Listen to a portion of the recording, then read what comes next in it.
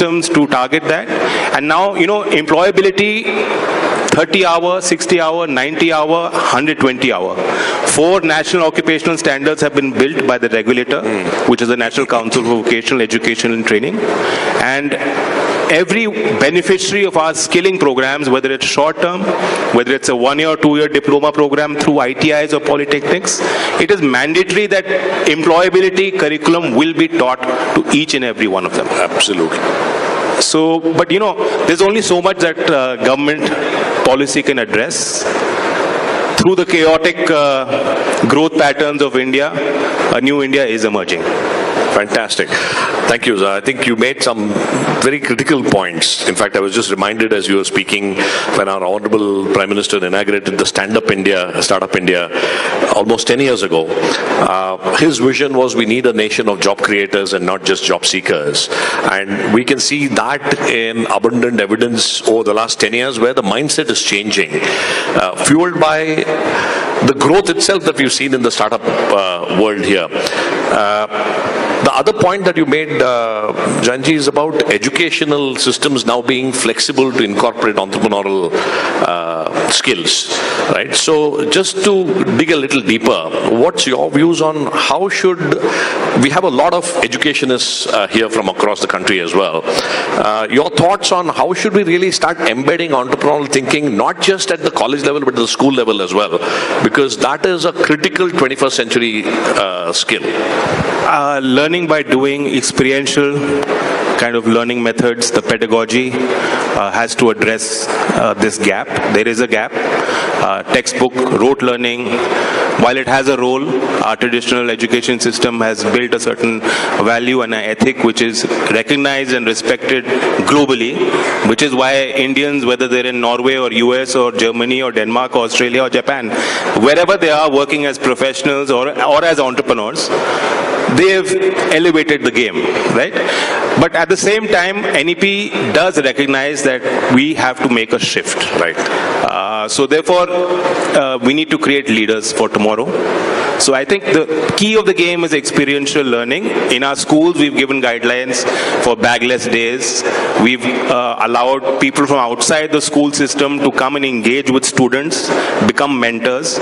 And here I would invite, the 10 entrepreneurs we heard, and there's so many others. This location here today is teeming with masses and masses of creative and innovative people. I'd invite all of you to engage with your alma maters, your alumni of a certain institution, go back to that institution, give back in your own way, engage with the students in 8th class, 9th class, 10th class. Children that young today are so capable. Exactly. And on the technology and future skills aspect, what we're trying to do, because a lot of these products and services that we heard people pitch about today were basically technology solutions. And what technology today enables a country like India to do is to leapfrog. Where we have old legacy systems and we don't have the capital or the appetite to rebuild or build anew, immediately using technology we can provide public services at the doorsteps of the beneficiaries. So it's accountable, it's trackable, it's deliverable. So for technology, I think the key thing is in education, we need to really integrate the teaching methods. We need to have people who are aware. Our students should be very comfortable using technology. And here again, we're building out a new program which will be tremendous impact at scale when we're able to implement it. And we're calling it SOAR, which is skilling for AI readiness. Oh, wow. Okay. So AI has become the buzzword, I think, a lot of the students here were talking about AI. Yeah. What we want to tell the world is even our students in 6th class, in 8th class, in 10th class, they understand the concept of AI. They understand what AI ethics means, and they understand how to apply it, and tomorrow they can build on it.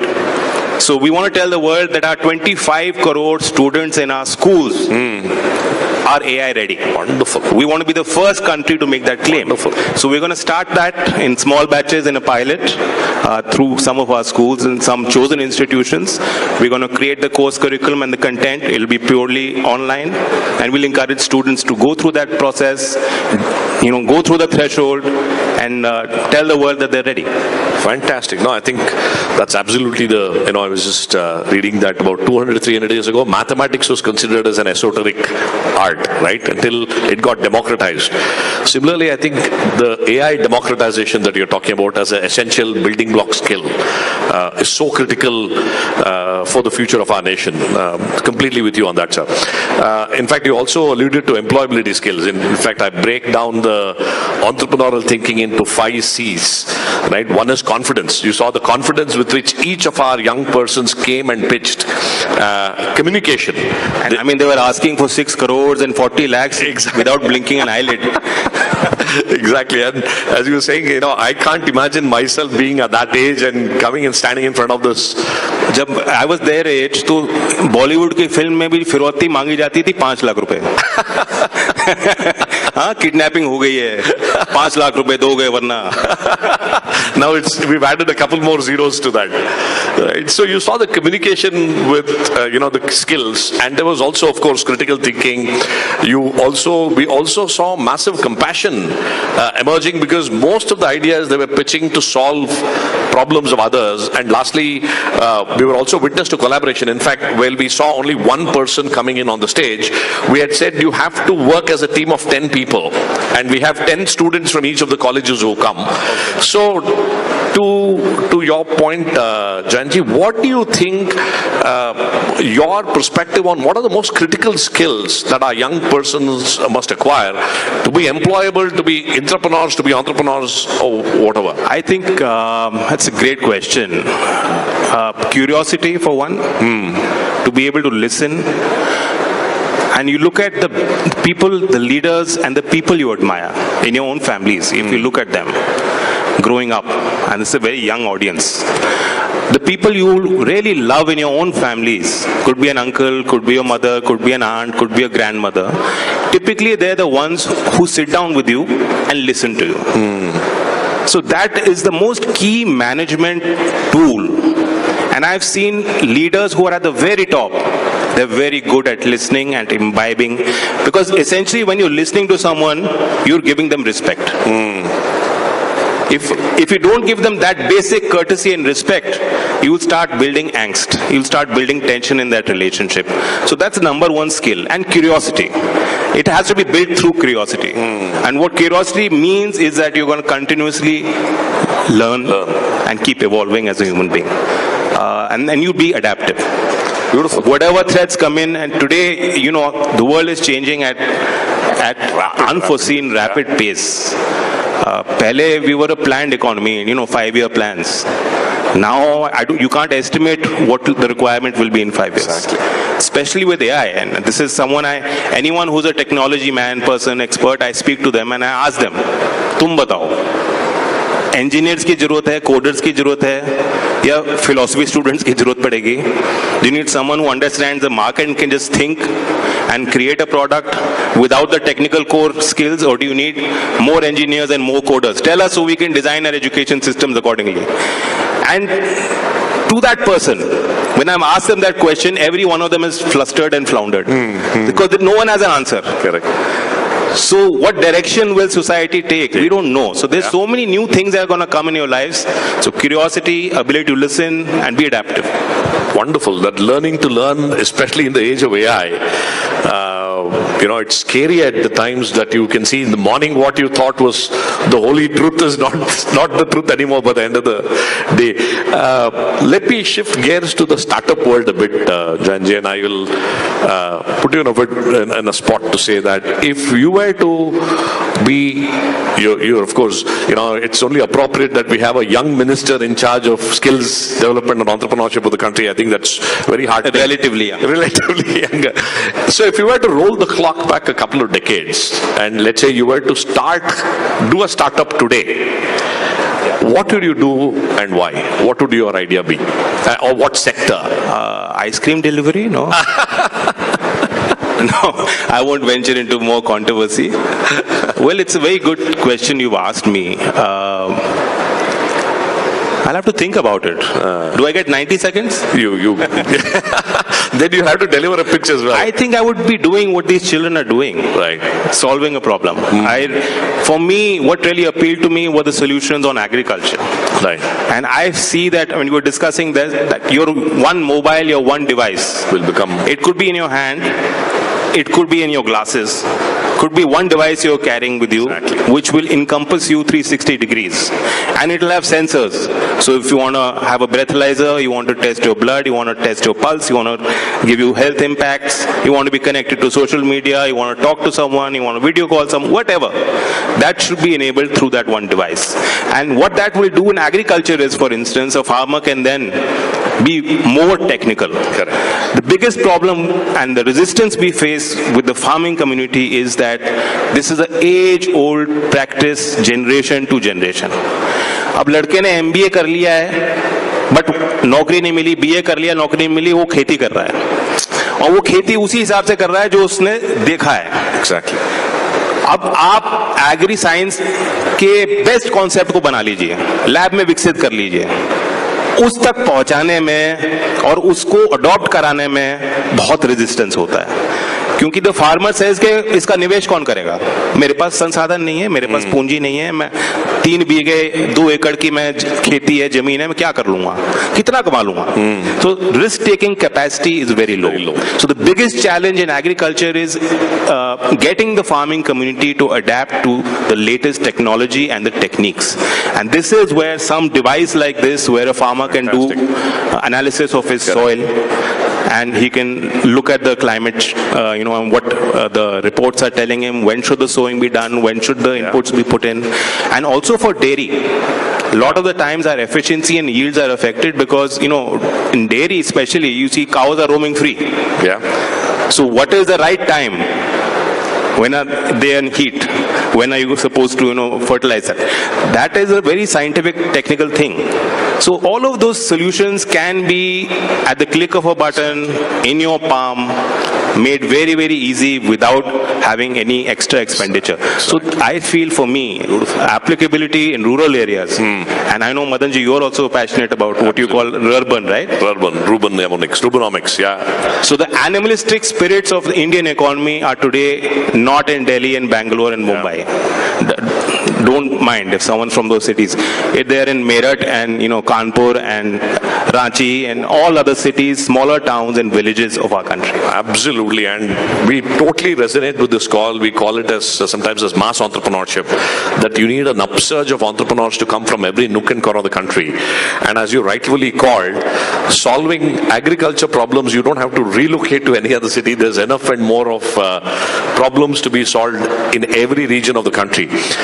I know we are between, people are waiting with bated breath for the awards. Am I supposed to sing? Announcement. So we'll move to the award, but I just want to leave you with, leave the audience with one last thought from you. We have again a lot of our youngsters here who are come from across the world and across the country and watching us. Any final thoughts that you want to share as advice, or the way that they can engage with the government to solve several of the issues that we face? Yeah, I think there's so many schemes, and I've said this before, and if I repeat it, I'll probably get into trouble. Let me tell you, because I'm on the inside now. I've been in opposition, now I'm in government. The intentions of government are always very good. Your leaders are thinking about the nation, their heart is ticking, it's in the right place, it's ticking for you. How we can enable you and empower you and strengthen our country and make it a developed country in a reasonable time frame. That is the plan. But the problem is in the delivery. It's in the bottom line, it's in the fine print. A lot of times there's a thought, but to translate that thought into actual implementable policy, there are various steps you need to take. And every lever in that process, it is almost, the schemes are designed in a way sometimes, unintentionally so, that the beneficiary doesn't even know that this scheme is made for them. So it's so obtuse. मतलब मुझे भी सरकारी योजनाओं को समझने के लिए मुझे लगता है मेरी PhD हो जाएगी. जो मैं मंत्री बनाऊं कुछ ही समय पे, मुझे इतना सीखने को मिला है. there is no space where government doesn't already have a scheme. Yeah. The question is, as empowered, active citizens, we need an active civil society. Yes. We need to have a movement in the country where we must encourage our young people to engage with political processes, systems, with governments at various levels. Wonderful. And they need to understand it. तो startup space में अभी schemes हैं, Exactly. fund of funds है, venture funding है, seed funding है, आपके skilling के लिए initiatives हैं, हमारे निस्बत है, IIE है, both these organizations are also here participating. You just need to engage and understand and come forward. Wonderfully said. On that terrific note, Janji, I think on behalf of all of us here, we are committed to engaging. We are committing to being that change makers and change leaders at the ground level. And I'm sure with the energies of everyone in this room, we can truly not just dream but make our dreams of Viksit Bharat become very real much faster. So thank you, ladies and gentlemen. Let's give a huge round of applause to Jayanji for sharing your thoughts in such a free-flowing, candid fashion. And I'm sure this is the first of many engagements that we will have with this. Thank you, Madanji. Thanks for the platform. And I'm really excited to be here. Thank you, sir. JNG, it's a pleasure hearing you. और आप जैसे visionary leader हैं हमारे India में, तभी हमें लगता है कि हम अपने स्किल सेट का सही इस्तेमाल कर सकते हैं. So thank you so much for being a part of this grand event. But मैं of course आपका यहाँ पे हमें आपका काफी समय चाहिए, because a lot of students needs to be appreciated on this very stage. And Madanji, thank you so much for conducting this session so well for us. Can we please give a big round of applause, ladies and gentlemen? JNG and Madanji के लिए जोरदार तालियां. And सबसे पहला मेरा काम Well, ladies and gentlemen, इस कार्यक्रम को आगे बढ़ाना है, लेकिन उससे पहले एक छोटी सी दरख्वास्त है. जितने भी लोग यहाँ खड़े हैं on the right hand side. Correct. मुझे थोड़ा सा शायद यहाँ तक आना पड़े, because we have the right console over there. So we want a clear passage. We want a clear passage. आप यहाँ तो एकदम लेफ्ट साइड पे जा सकते हैं या एकदम एट द बैक. और जितने लोग प्लीज बीच में भी खड़े हैं. So actually we have most of the journalists there as well on the video recordings. We want you to please take your seat. मैं चाहूंगा आप बस बैठ जाएं. हाँ, आराम से सर, कोई दिक्कत नहीं. मैं आपके लिए काम कर रहा हूँ सर. गुस्सा नहीं सर, गुस्सा नहीं. सबको बिठा दिया सर. हाँ, तो कोई भी प्लीज बीच में ना खड़ा हो. ये मेरी एक रिक्वेस्ट है, दरख्वास्त है. Nobody standing there in the middle, from the right and from the left. I'm sorry, but we have to manage this because there's a protocol that we are managing here. People extreme right जो मेरे साथ यहाँ पे खड़े हैं, we request you, we are humble request to you. आप यहाँ तो एकदम, if you can go towards the back or come towards the extreme left. Thank you.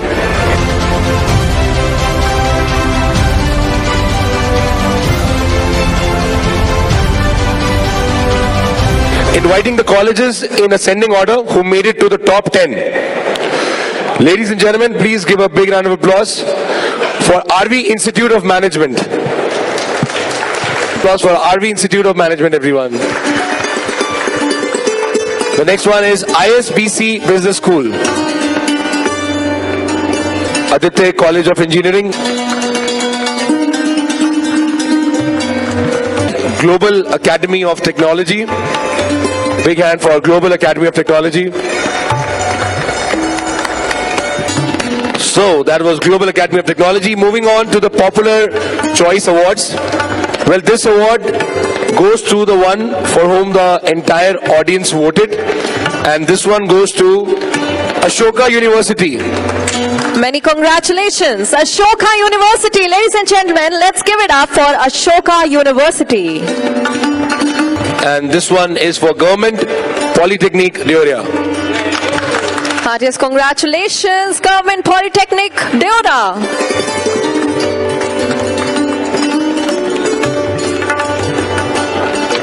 Let's give a big hand for Government Polytechnic, Deoria. And that's a government college in UP, just to elaborate. Ladies and gentlemen, taaliyan honi chahiye everyone for Government Polytechnic, Deoria, UP. The next jury award, this is for Raja Lakshmi Engineering College.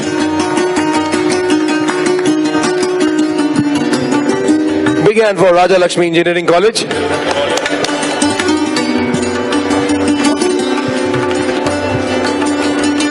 And after this, I'm going to announce the top 3 teams.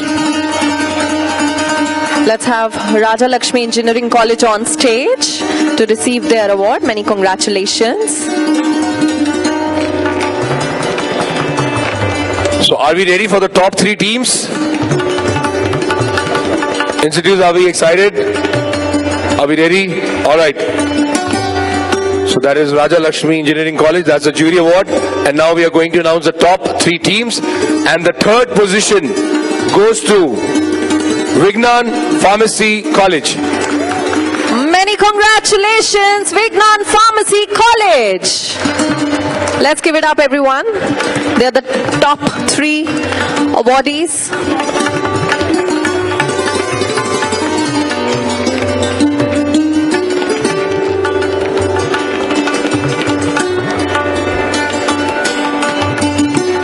Time to announce the 2nd position. The 2nd position goes to Tula's Institute. Let's give it up for Tula's Institute.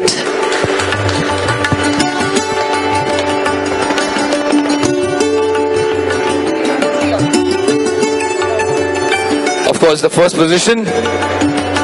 Yep. I would like to have the 2nd position, Tula's Institute, first on the stage. And the 1st position is for Chitkara University.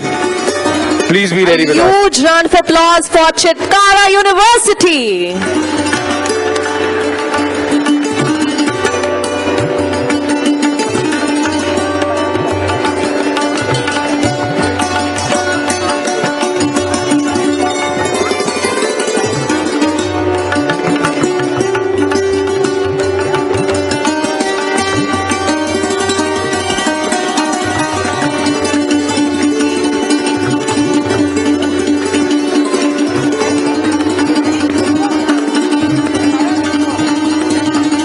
Let's have Chitkara University awardees.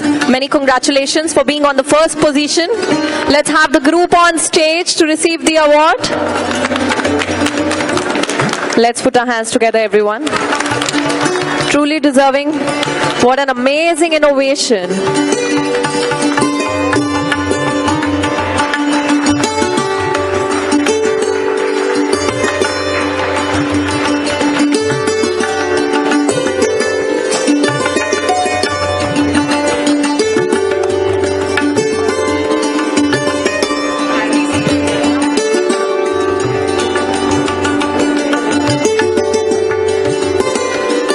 Thank you so much. Thank you, ladies and gentlemen. Let's put our hands together. Nancy, thank you. Thank you so much. It was a pleasure having you, sir.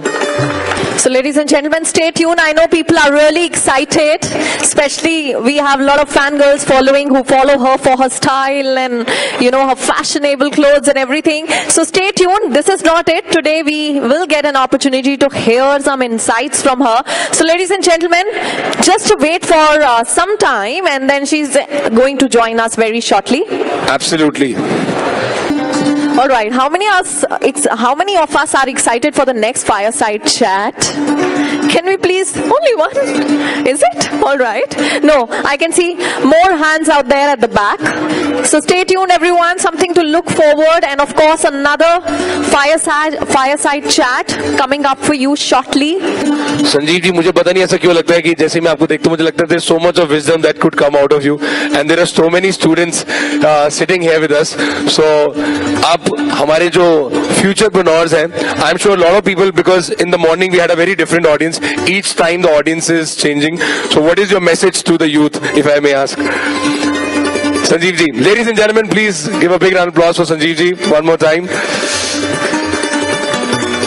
Political statement नहीं दे सकते भाई हम लोग. हाँ नहीं बिल्कुल.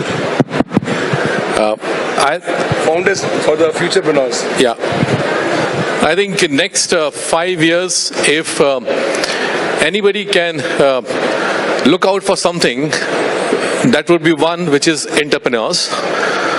And the second piece is that if any industry which is gonna be the largest employer in India and in the world will be the entrepreneur as an industry. The startups ecosystem will be the largest employer. The third thing is India and the Bharat, and this is my yesterday evening's and today morning's favorite statement. that if Bharat entrepreneurs were to see, or the world has to see the Bharat entrepreneurs in a way, question mark, what would it look like? The Bharat entrepreneurs in the future by the world. My answer is North Star that gives the direction for the world. The Bharat entrepreneur will give the direction of entrepreneurs to the world. And that is what I see. And I look forward to you to contribute to that journey of Viksit Bharat. All the best, guys. Enjoy your life. Have full fun. God bless you. Thank you, Sanjeev ji. And a lot of people already know Sanjeev ji here, but I would like to give an introduction. That's Sri Sanjeev Kumar Gupta ji, CEO of Karnataka Digital Economy Mission. Please give a big hand for him, sir. It's a pleasure having you here with us. So, Meg, we are just waiting for the moment, I'm sure. All right. Good afternoon, ladies and gentlemen. Welcome back again. Startup Mahakumbh 2025. And we are all set for the next panel discussion right up on the stage. Ladies and gentlemen, कहा जाता है कि India में सिर्फ 3 चीजें बड़ी कमाल तरीके से चलती है. इसको हम पॉलिटिक्स, जो कि हमारे साथ यहाँ पे रहा, दूसरा क्रिकेट जो हम रोज देखते हैं, and then of course the Bollywood. So we are deeply inspired by these 3 things, be it politics, cricket and Bollywood. And of course we have one of the ladies probably who is the biggest inspiration to all the girls sitting here in this house. Ladies and gentlemen, I would like to call upon stage. Please give a big round of applause for the one and only Sonam Kapoor Ahuja. Ladies and gentlemen, let's give it up for gorgeous Sonam Kapoor Ahuja. Sonam, very warm welcome at day 3. Start. Everyone, can we make some noise for Sonam? Everyone. How many Sonam fans we have in the house? All the fans make some noise? All right, perfect.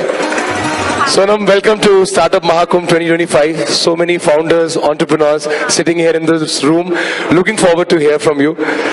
Absolutely. Sonam, since you're here, we would love to have that opportunity to hear from you. And the next topic is very interesting. It is from the boardroom to the spotlight, navigating the ecosystem. And for this, I would like to call our moderator on stage, Mr. Mohit Bhasin, Partner Economic Growth, KPMG. Bhasin sir, welcome back. Welcome back. Surely looking forward for this panel discussion.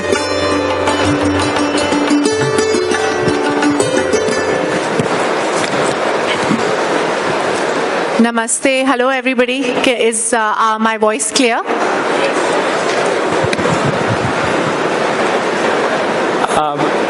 Thank you for joining, Sonam. A pleasure having you, and thank you everyone for this overwhelming participation, which I could definitely guess. Especially this entire forum is full of a lot of youth, a lot of energy.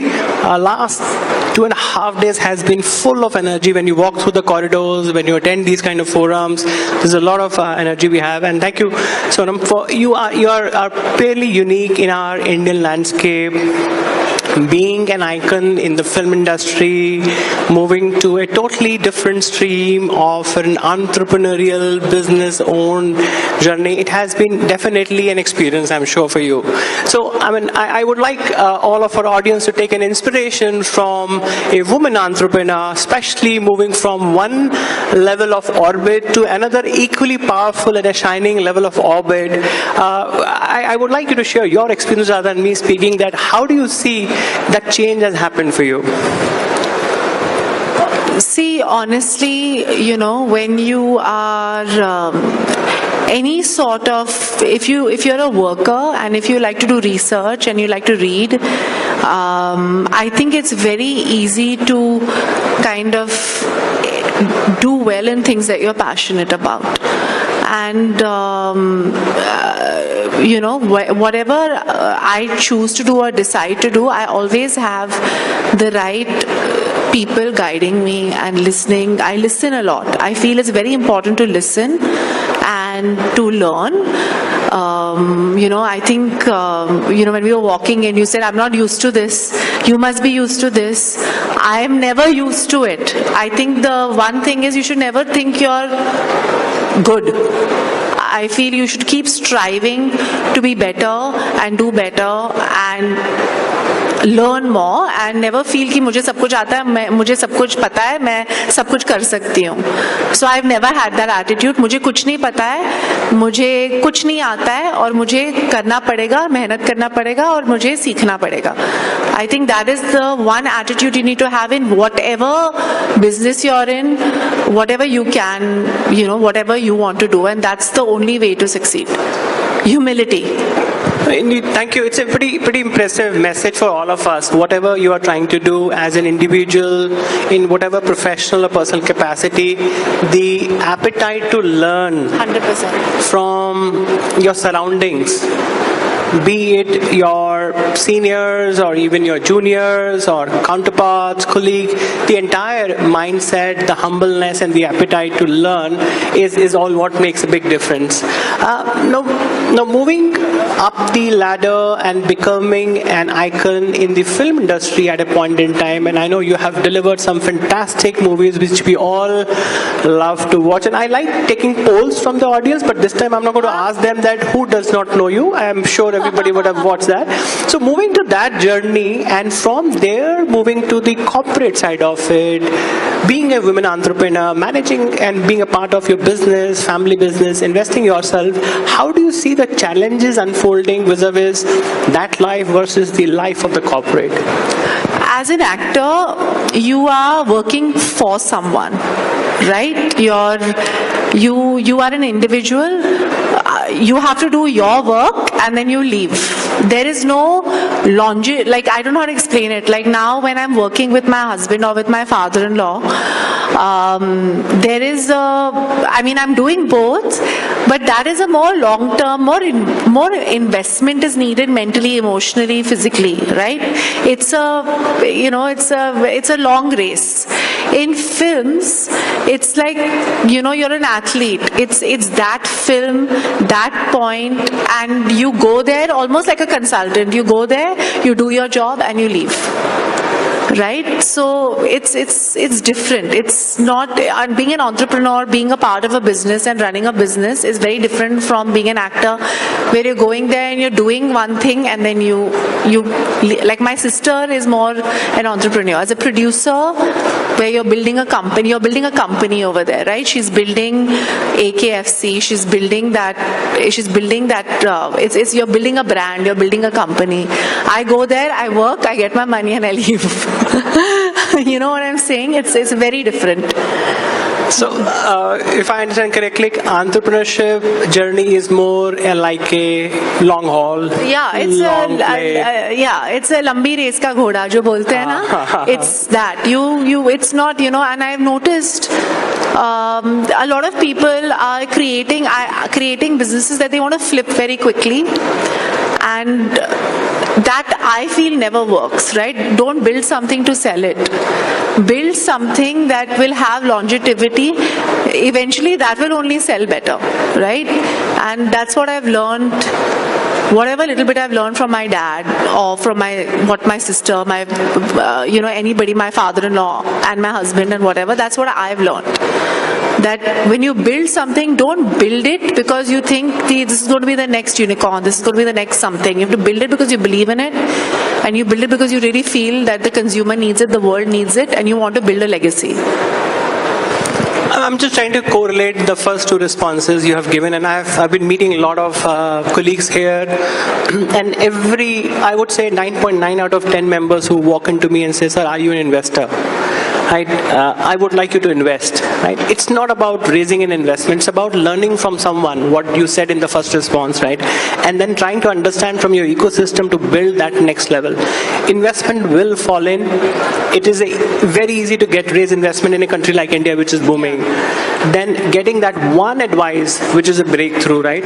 I'm sure you must have gone through a lot of challenges in your business journey, building up your own enterprise, building up your startup ecosystem around. What are some of the challenges you have faced, and is there anything unique you would like to call out being a women entrepreneur, and any lesson for our budding women entrepreneurs or existing women entrepreneurs here?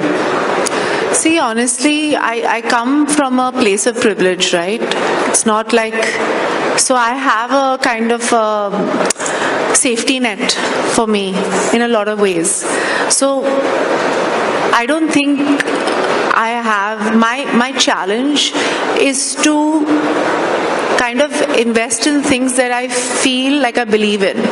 I honestly don't think there's any challenges for me really. I have to be very, very honest. My challenge is to look at people who need that idea, and that for me is my responsibility and the privilege that I have, that I owe that responsibility to.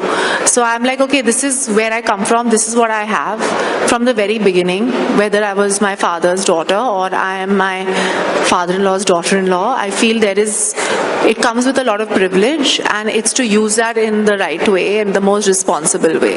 That is my challenge. I'm sure. So when you are coming with that privilege background, it also comes with a lot of responsibilities. Exactly. That's exactly what I mean, yeah. Right? And then it also gives you a difficult level in your mind that, am I performing and meeting that expectation? 100%, but at the same time, you also have a responsibility to redistribute what you've got, right? It's very, very important. So it's also very important to invest in like homegrown brands, to invest in brands that you feel are helping society, helping. There's in some way, it's not only about making that buck, but it's also about making sure that there's got longevity in it, and it's like female entrepreneurs, investing in female entrepreneurs, because that's what is needed right now, right? As the idea is to invest responsibly as well and ethically as well. That is what the responsibility is.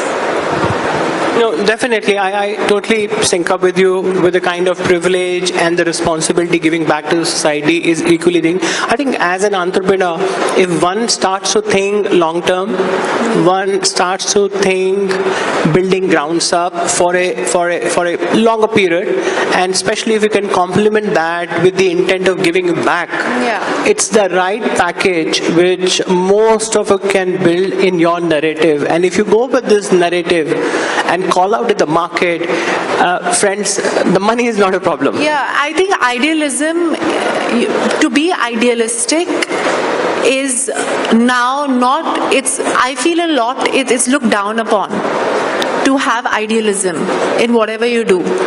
Because only when I feel if you're idealistic and you look towards doing to invest in the right thing, eventually everything comes. There's the law of karma, right? Invest, it's like a bank balance. You have to put in the right area to get the returns. Absolutely, and I think it starts with your thinking first. Yeah. Then your approach of what you're doing, right? Exactly. If you're thinking right, you talk right, you behave right, and then your things become quite visible on that. 200%.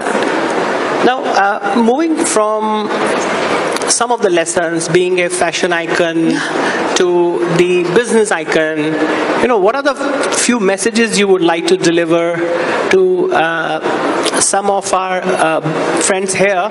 Because maintaining that status quo in itself is a big, demanding, role. I don't know if I think you don't mind working hard towards something if you're enjoying it and you feel like you're being yourself. I have always unapologetically been myself, whether it was the clothes I wore, the films I chose, or whatever business I chose to invest in. I really do not believe you need to pander to what society expects from you. You need to just be yourself, be idealistic, be kind, be open-minded, and learn. And things just fall the way they're supposed to fall. Now, what is changing in the current landscape? This entire initiative of Startup India started roughly 9 years back. We have some overwhelming numbers in terms of unicorns, in terms of startup, in terms of funding. The orbit is changing now. We have become much more agile. we are also trying to bring inclusivity with a special call out of newer segments, especially the women-led entrepreneurship. Even yesterday we have talked about a new segment which is student entrepreneurship, bringing students from school to become an entrepreneur. We are calling it as a youth entrepreneur, right? What's your take on terms of exploring these new segments of entrepreneurship which is led by, let's say, a young entrepreneur or a women entrepreneur? Any thoughts on that?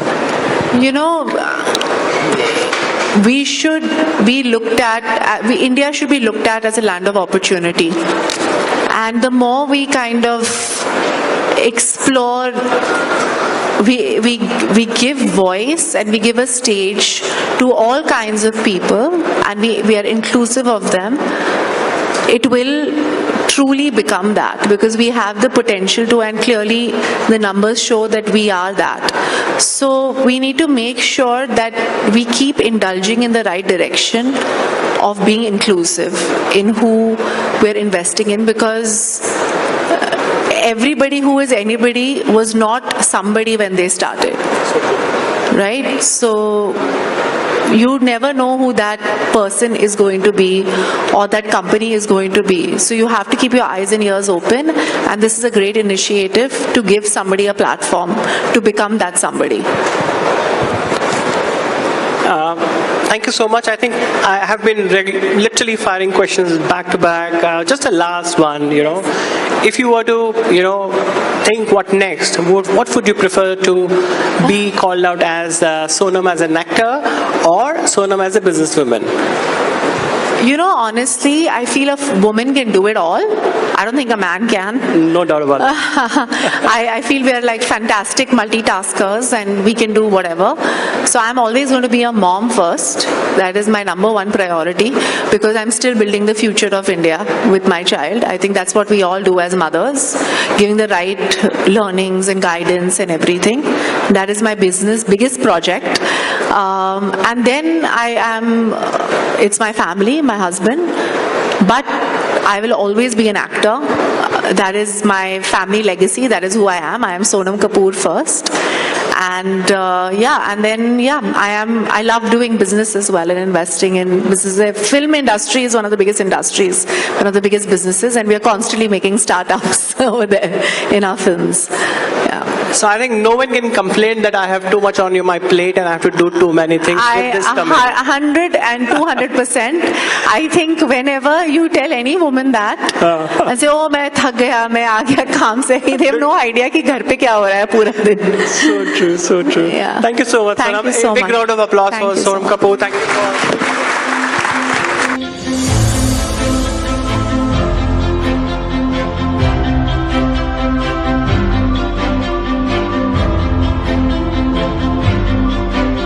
Thank you, Mr. Vaseem. Thank you so much once again. Our respected minister is on the round. He'll be here with us any moment soon. So we're just waiting for him, and then we'll continue with the ceremony. All right. But before that, ladies and gentlemen, we are waiting for Honorable Minister of Commerce and Industry, and let me tell you, he is going to join us very shortly. So let's wait for some time, and we are going to give him a grand welcome. Ladies and gentlemen, once again, I would like to remind you that we are going to have Honorable Minister of Commerce and Industry joining us very shortly. Narendra Modi ji ने startup India mission की नींव रखी। देश में ऐसे नौजवानों को तैयार करें जिसको कभी किसी पर निर्भर न रहना पड़े। मेरे देश का नौजवान जॉब सीकर नहीं, जॉब क्रिएटर बनना चाहिए। मेरा देश का नौजवान मांगने वाला नहीं, देने वाला बनना चाहिए।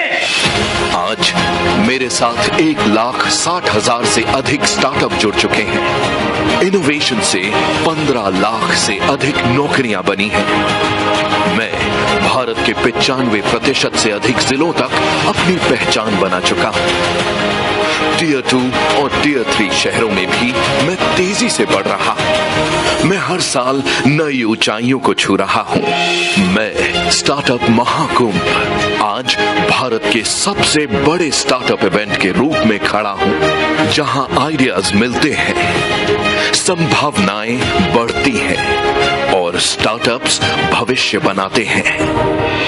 तो आइए इस नवाचार के महाकुंभ में भारत को दुनिया का सबसे बड़ा स्टार्टअप हब बनाने का सपना साकार करें।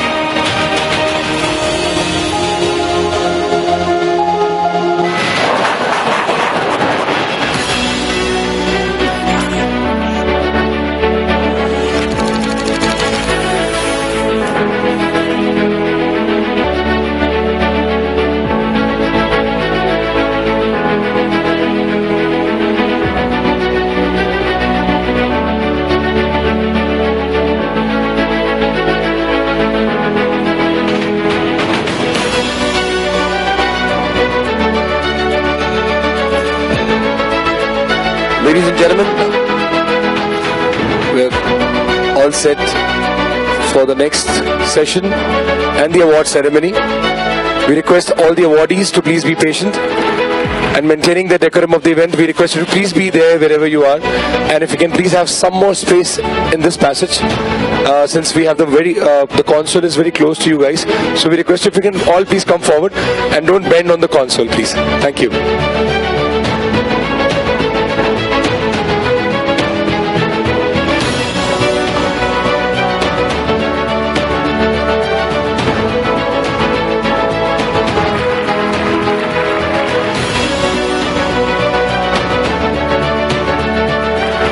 Challenge for Startup Mahakam 2 was almost taken up from the dais of Startup Mahakam 1, and what we have today is 3 times bigger.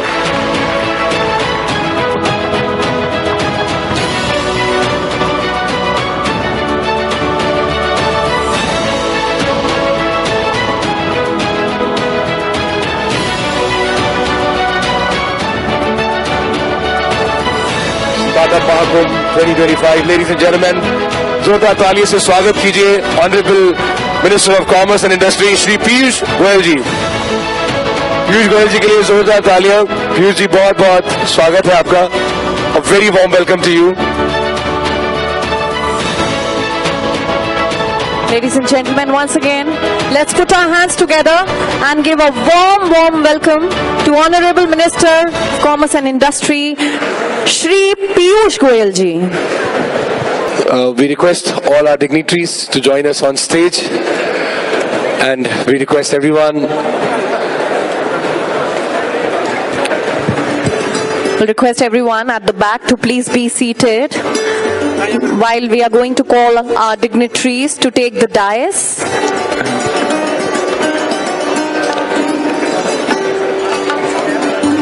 A very warm welcome, Piyush ji.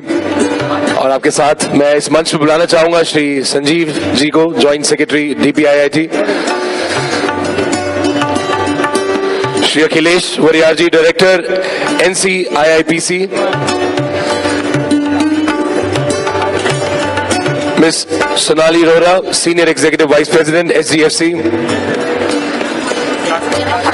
Shri Amit Kumar, deputy general manager and regional manager ECGC, Shri Prashant Prakash ji, founding partner Accel India ACT grants, Shri Sanjiv ji, joint secretary DPIIT, Shri Amardeep Singh Bhatia ji, secretary DPIIT. A very warm welcome to all our dignitaries. Thank you so much for being part of this day and gracing Day 3 Startup Mahakumbh.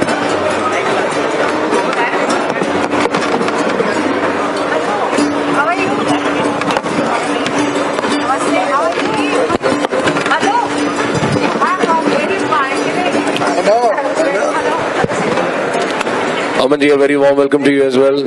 Thank you for joining us back.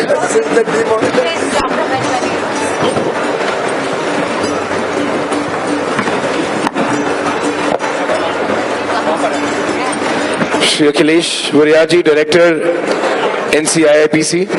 If you're around, sir, we request your presence upon the stage.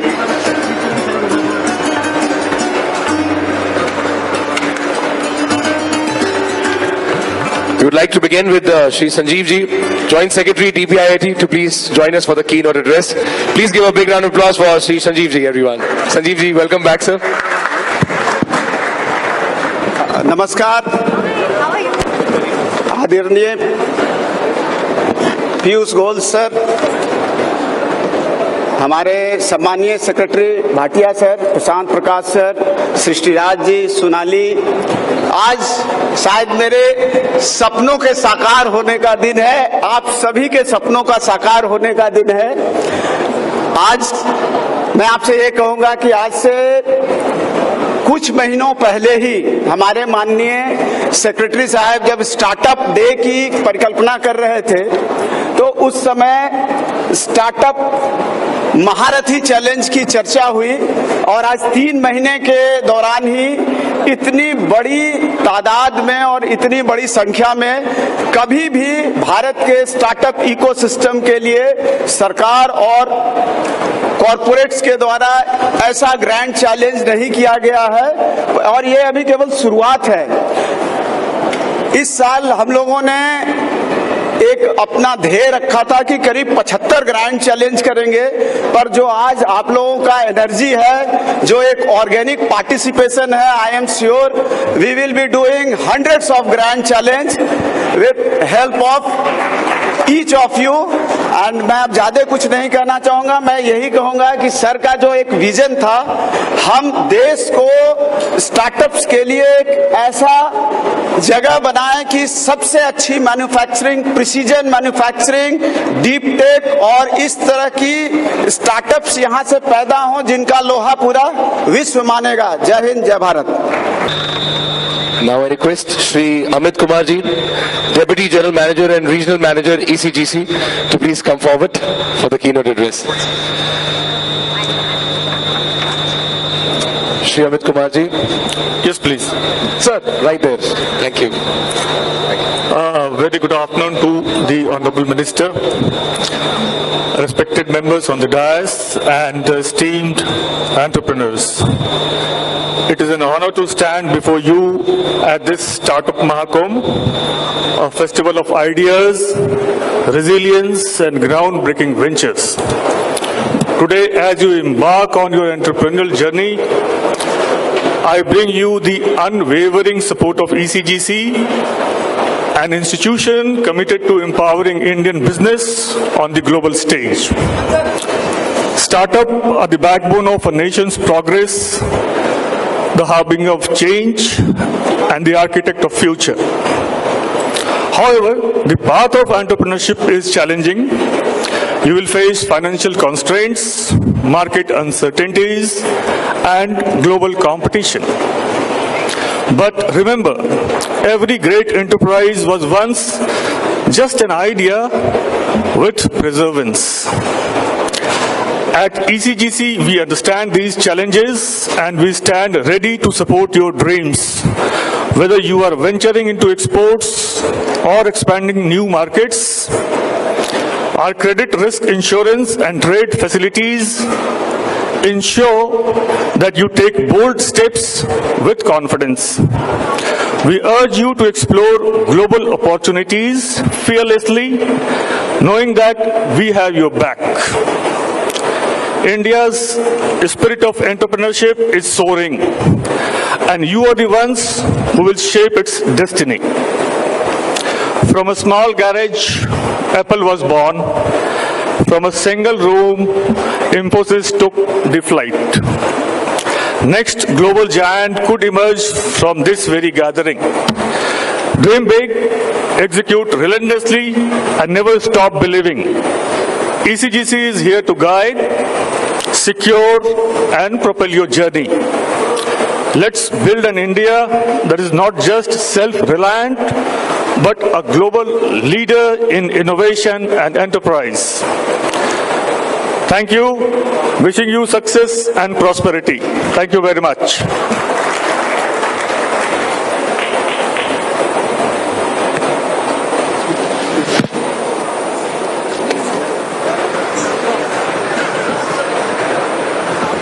Thank you, Amit ji, for your insights. Up next, I would like to invite on the dais Shri Prashant Prakash ji, founding partner, Excel India ACT Grants. Prashant ji. Can we please give a big round of applause for Shri Prakash ji?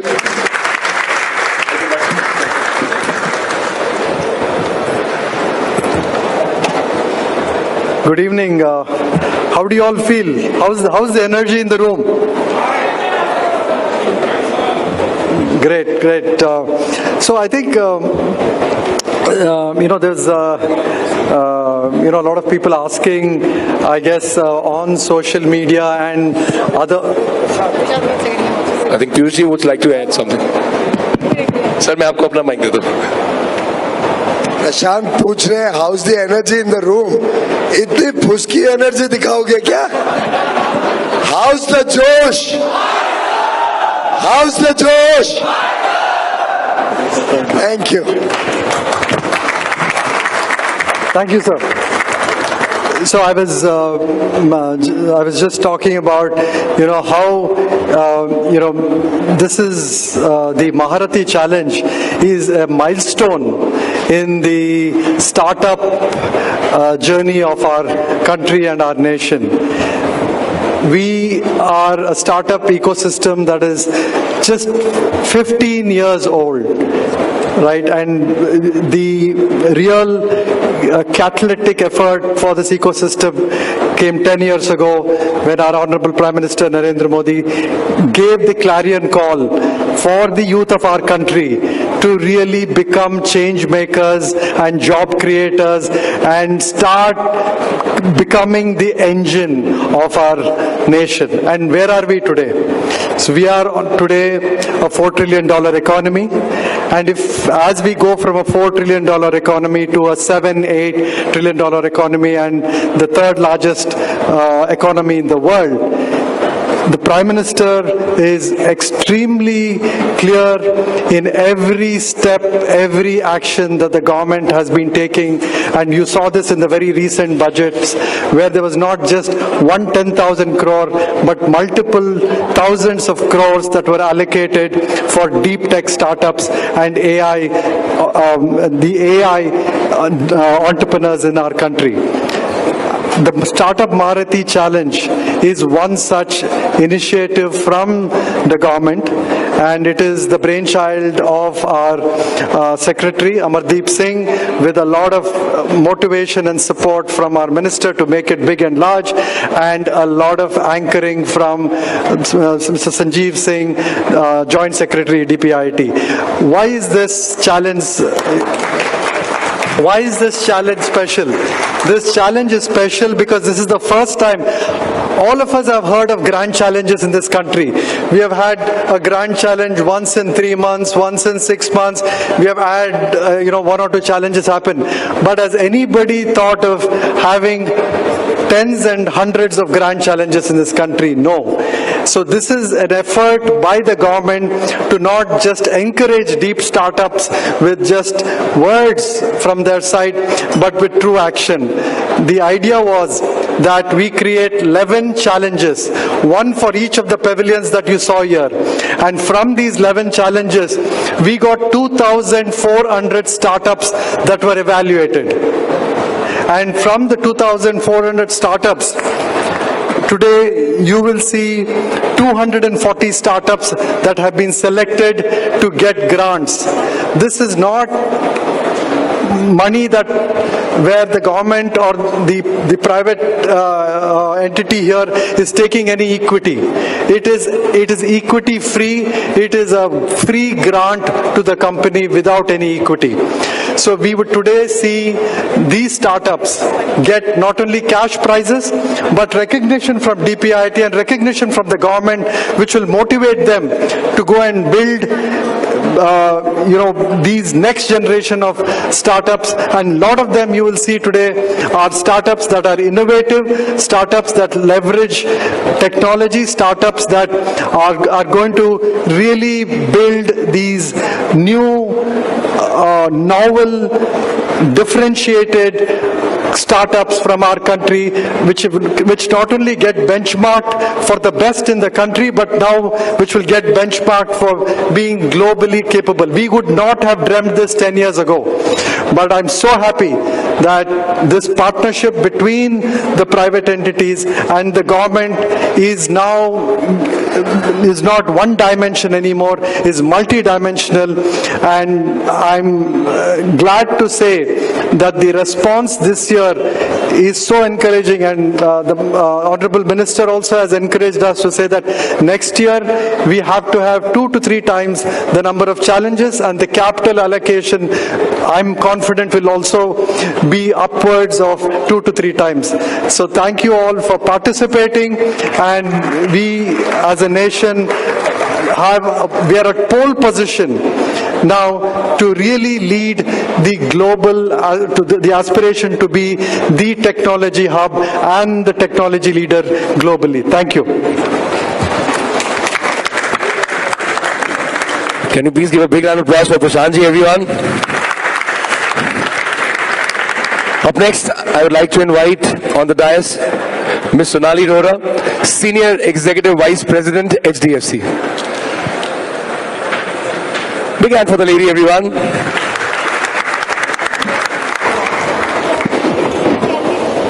So let me start by saying, Honorable Minister Shri Piyush Goyal ji, respected Secretary and respected Joint Secretary, members of the Organizing Committee, and all the startup founders and my friends in this room. It's been an absolute pleasure to be here today, and the energy in this room is extremely palpable. So a big round of applause for everyone for making it here today, and to the government for putting up something like this, which is really shows India's capability and power that we have on the global stage, given the innovations coming out of India. I think I walked around the pavilion as I was telling the minister, and it's quite fascinating to see the kind of indigenous developments that are happening, whether it is around equipments for agriculture, whether it is around agentic AI, or whether it's around sustainability. I think there's a big story unfolding here, and India is really becoming a lab where we are seeing lots of new experiments and businesses being born. It's a privilege as India's largest private sector bank to have partnered with DPIIT to be here as part of the Maharathi Challenge. And it's been amazing 3 days, as I said, and all of you here, I think you are the future. There's a lot of energy and enthusiasm that we see, and nothing succeeds like hope. At the end of the day, we wake up hopeful every morning. So I think that kind of energy in this room is something that is going to take us very far as a country. Let me tell you that we have seen, we ourselves were a startup 30 years ago, and today we are very humbled to be who we are as a large bank. So learn from this, because India's stories are huge and compelling and many to tell on the global stage. At HDFC Bank, we value all of you as our startups customers. We have a very large base of you banking with us. I have a lot of my fellow colleagues on this dais who are either customers of the bank, or if they aren't, I will make sure that we get them to definitely bank with us. But let me tell you, we have a large bouquet of offerings for all of you. We're very happy to provide you all the hand-holding support that comes as part of the banking services that we offer. We also work with startups in different ways. We have a fund of funds that has been set up by our group company, which is HDFC AMC. We have a strategic investments arm at the bank that invests in startups. We have another team that also looks at pre-Series A startups. We have a curated lending plan under the credit guarantee scheme for startups by DPIIT. And of course, we have, with all humility as good corporate citizens, the CSR program where we offer grants to DPIIT registered startups. So you are the future of the country, a large contributor for creating jobs and what the future of our economy will be. And we're very proud to be able to have this opportunity to service you and to be here today. I would like to share a few statistics on what we've done as far as our Parivartan grants are concerned. So over the last 7 years, we've provided grants to actually 500 early stage startups, 13 incubators, and in FY25, we've committed about 20 crores in grants to 87 startups through 20 incubation centers, and that's one of the reasons why I'm here today. On our behalf of HDFC Bank, I'd like to thank DPIIT and all the dignitaries on the stage for giving us this opportunity, and most importantly to all the founders that have actually been part of the Maharathi Challenge, participated and won. And don't worry if you didn't win this time. It always takes one more chance to win. So a big round of applause for everybody who's participated in the challenge. I think it's about your perseverance, your grit, and which will take you far. So it takes one step to fail and 2 steps to succeed. With that, let me say that I really look forward to being part of this in the coming next year as well. And a big thank you to DPIIT for organizing this program. Thank you. Thank you, Sonali. Thank you so much. And thank you, SDFC, for being a part of Startup Mahakumbh 2025.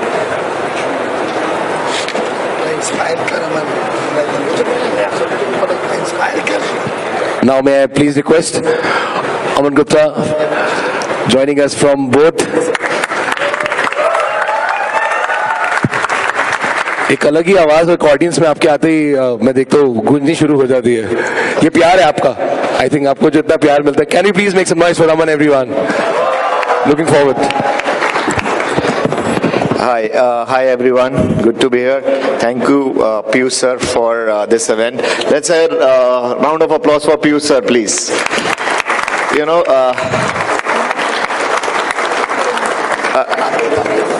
actually, I'll tell you about my story. 2016 when we started, and I said it in front of Honorable Prime Minister sir also. When we started 2016, you never knew that, I never knew that boat could be such a big company, right? It was only a dream of starting up that time when Startup India was starting.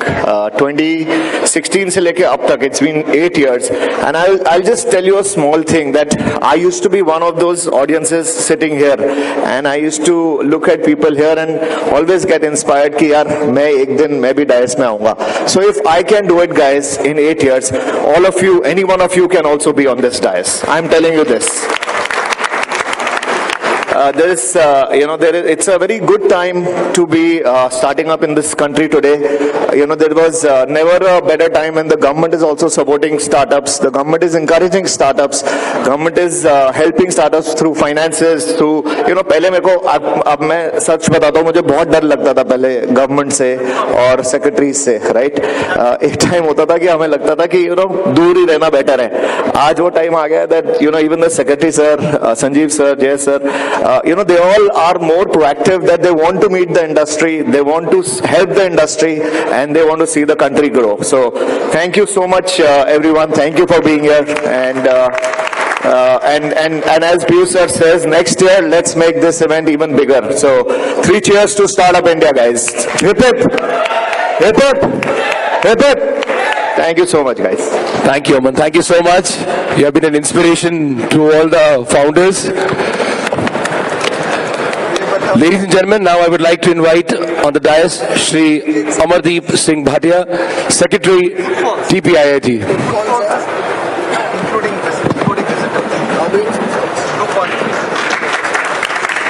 Thank you.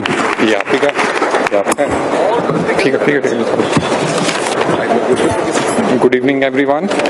Honorable Minister, August gathering on the dais.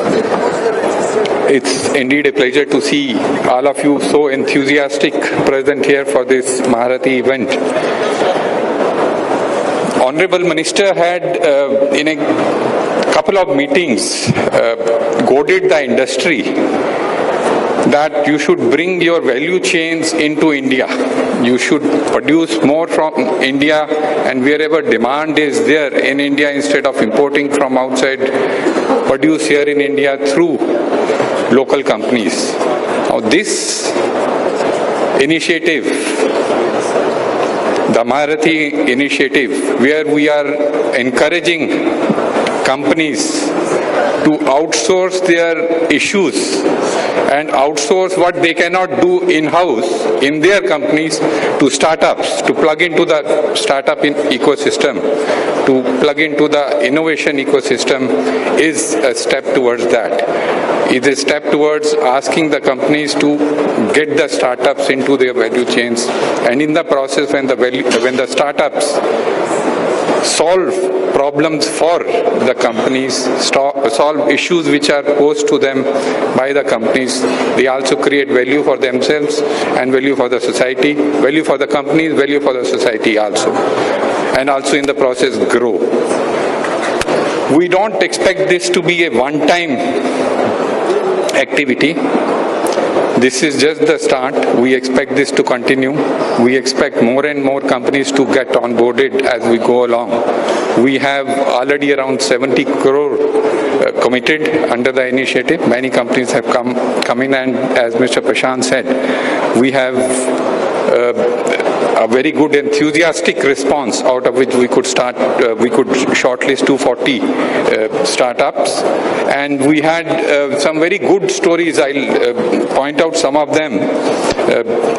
There's a company which is dealing in cyber security. There's a company which is dealing in high performance materials. There's another which is providing mission critical photonics and laser crystal components. There's another which is into high precision component manufacturing using metal injection molding. Another which is innovating in UAVs. Another which is in the logistic provider space. Another in the AI powered traffic vision. There are also startups which are woman-led, which are also into a number of not only service related but also solving problems specifically posed which are related to what the woman looks at her workplace. We have in the sports education platform, we have home-based skincare problems which are being solved through these initiatives, and so on. We also have startups from emerging states, from the northeast states, from the smaller states also, which are getting recognized in this initiative. I am very sure that as we go along in the year, in the remaining part of this year and the next Mahakumbh also, we'll have not only 70 crore but also maybe 300-400 crore of rupees committed for this Maharati challenge, and more and more companies growing bigger out of this challenge. I'll also like to take opportunity to thank all of you for participating in this Startup Mahakumbh, the second edition of this Startup Mahakumbh, and making it a grand success. This level of positive energy, if it continues, we have nothing to fear, and we will be able to achieve the target of Viksit Bharat that has been set for all of us by the Honorable Prime Minister. Thank you. Big hand for Amardeep ji, ladies and gentlemen. All right, everyone, ladies and gentlemen, with this now on this very dais, I would like to invite Honorable Minister of Commerce and Industry, जोरदार तालियों से स्वागत कीजिए एक बारी फिर से श्री पीयूष गोयल जी का.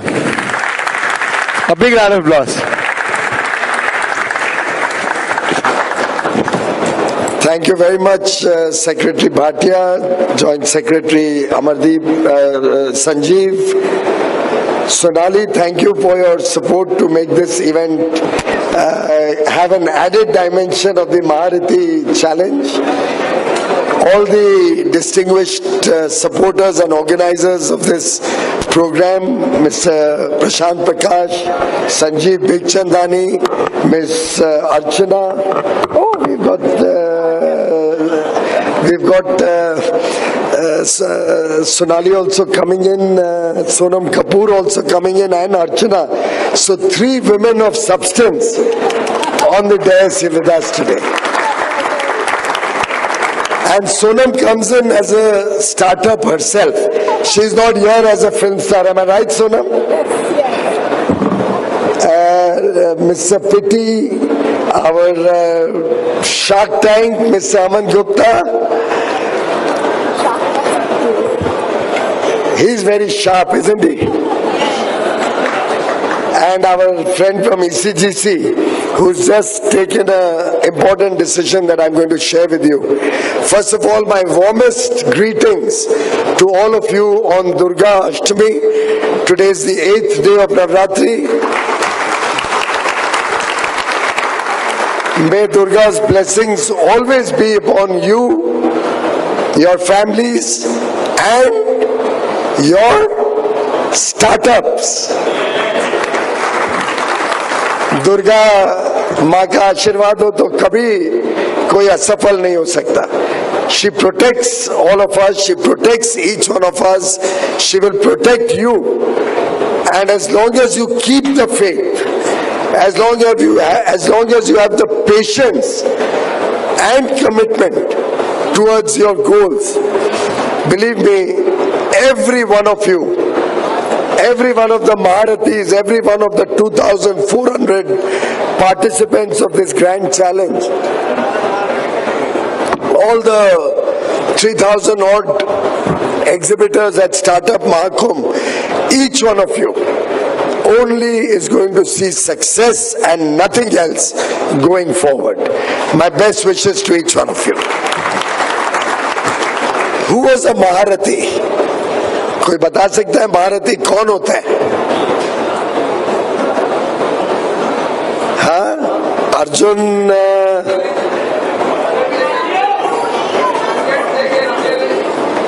महारथी वो होता है जो हाईली स्किल्ड वॉरियर होता है. और आप सबके पास स्किल है, आप सबके पास टैलेंट है, आप सबके पास आत्मविश्वास है, आप सब योद्धा है. क्योंकि आखिर ये जो सब चीजें मैं आज देख के आ रहा हूं, जो मैंने कल अनुभव किया, मैं आज तीसरी बार आया हूं. और शायद ही मुझे लगता है आज तक मेरे 11 वर्ष के मंत्री रहने के समय में शायद ये पहला कार्यक्रम है जिसमें मैं तीनों दिन आया हूं. क्योंकि आपका उत्साह, आपकी काबिलियत, आपकी जो क्षमता मैं देखता हूं, जो पोटेंशियल मुझे आप सब में दिखता है, मेरा विश्वास है कि ये अमृत काल में भारत को विकसित भारत बनाने के लिए, भारत को नई ऊंचाइयों तक पहुंचाने के लिए आप सबका योगदान ही भारत का भविष्य निर्माण करेगा. शायद भाटिया जी, हम सब तो एक उस उम्र के लोग हैं कि 2047 में आपके बीच में ना हो, लेकिन हमारे जो युवा साथी यहाँ पे हैं और आप सब जो इसमें पार्टिसिपेट कर रहे हैं, कभी ना कभी 2047 में आपको याद आएगा कि ये स्टार्टअप महाकुंभ में आपको प्रोत्साहन मिला, स्टार्टअप महाकुंभ ने आपको इंस्पायर किया to aspire for big dreams, to look for an ambition which is beyond the current realm of reality that you would normally look for. मेरी उम्मीद है कि इसको जो व्यक्ति ने अनुभव किया है स्टार्टअप महाकुंभ को, और अभी मुझे आंकड़े मिले, आप में से कुछ लोग स्टार्टअप महाकुंभ फर्स्ट में पिछले बार 18 मार्च के आसपास जो हुआ था, कोई आया था? सब लोग हाथ उठाइए जो फर्स्ट एडिशन में आए थे. अब आप देखिए कमरे में कितने हाथ उठे हैं. शायद 2-3% इस कमरे में लोग हैं जिनके हाथ उठे हैं. करेक्ट? अब मेरे पास स्टैटिस्टिक्स आए हैं. पिछले साल 30,000 विजिटर्स आए थे. मैंने पहले दिन जो अनुमान लगाया था, मुझे बताया गया था पहले दिन 27,000 विजिटर आए. तो मैंने कैलकुलेट करके कहा कि 3 गुना ज्यादा विजिटर्स, यानी लगभग 1 लाख विजिटर्स आएंगे. अभी प्रशांत जी ने मुझे बताया कि लास्ट जो आंकड़ा मिला है, और अभी तक प्रोग्राम खत्म नहीं हुआ है, अभी एक व्यक्ति आया था, बोला मैं सीधा बिहार से आ रहा हूं मेरे परसों की स्पीच सुनने के बाद. सीधा बिहार से. I just met him about an hour back. अभी तक के आंकड़े के हिसाब से 2,30,000 विजिटर्स.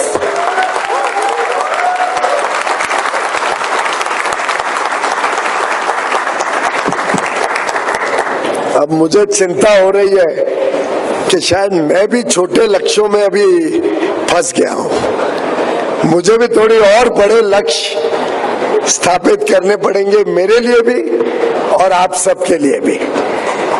क्योंकि भारत की जो क्षमता है वो एक्सपोनेंशियल ग्रोथ की है. छोटे मोटे ग्रोथ की हमारी क्षमता नहीं है, हमारी क्षमता एक्सपोनेंशियल ग्रोथ को देखती है। और मुझे पूरा विश्वास है आज के जो विजेता हैं, all the winners of today's महारथी challenge will go back inspired, will go back with the confidence in their ability to succeed in the future. I am told that very promising startups have displayed their potential here. 40% of the applicants for the Maharathi Grand Challenge have come from Tier 2 and Tier 3 cities. 40%.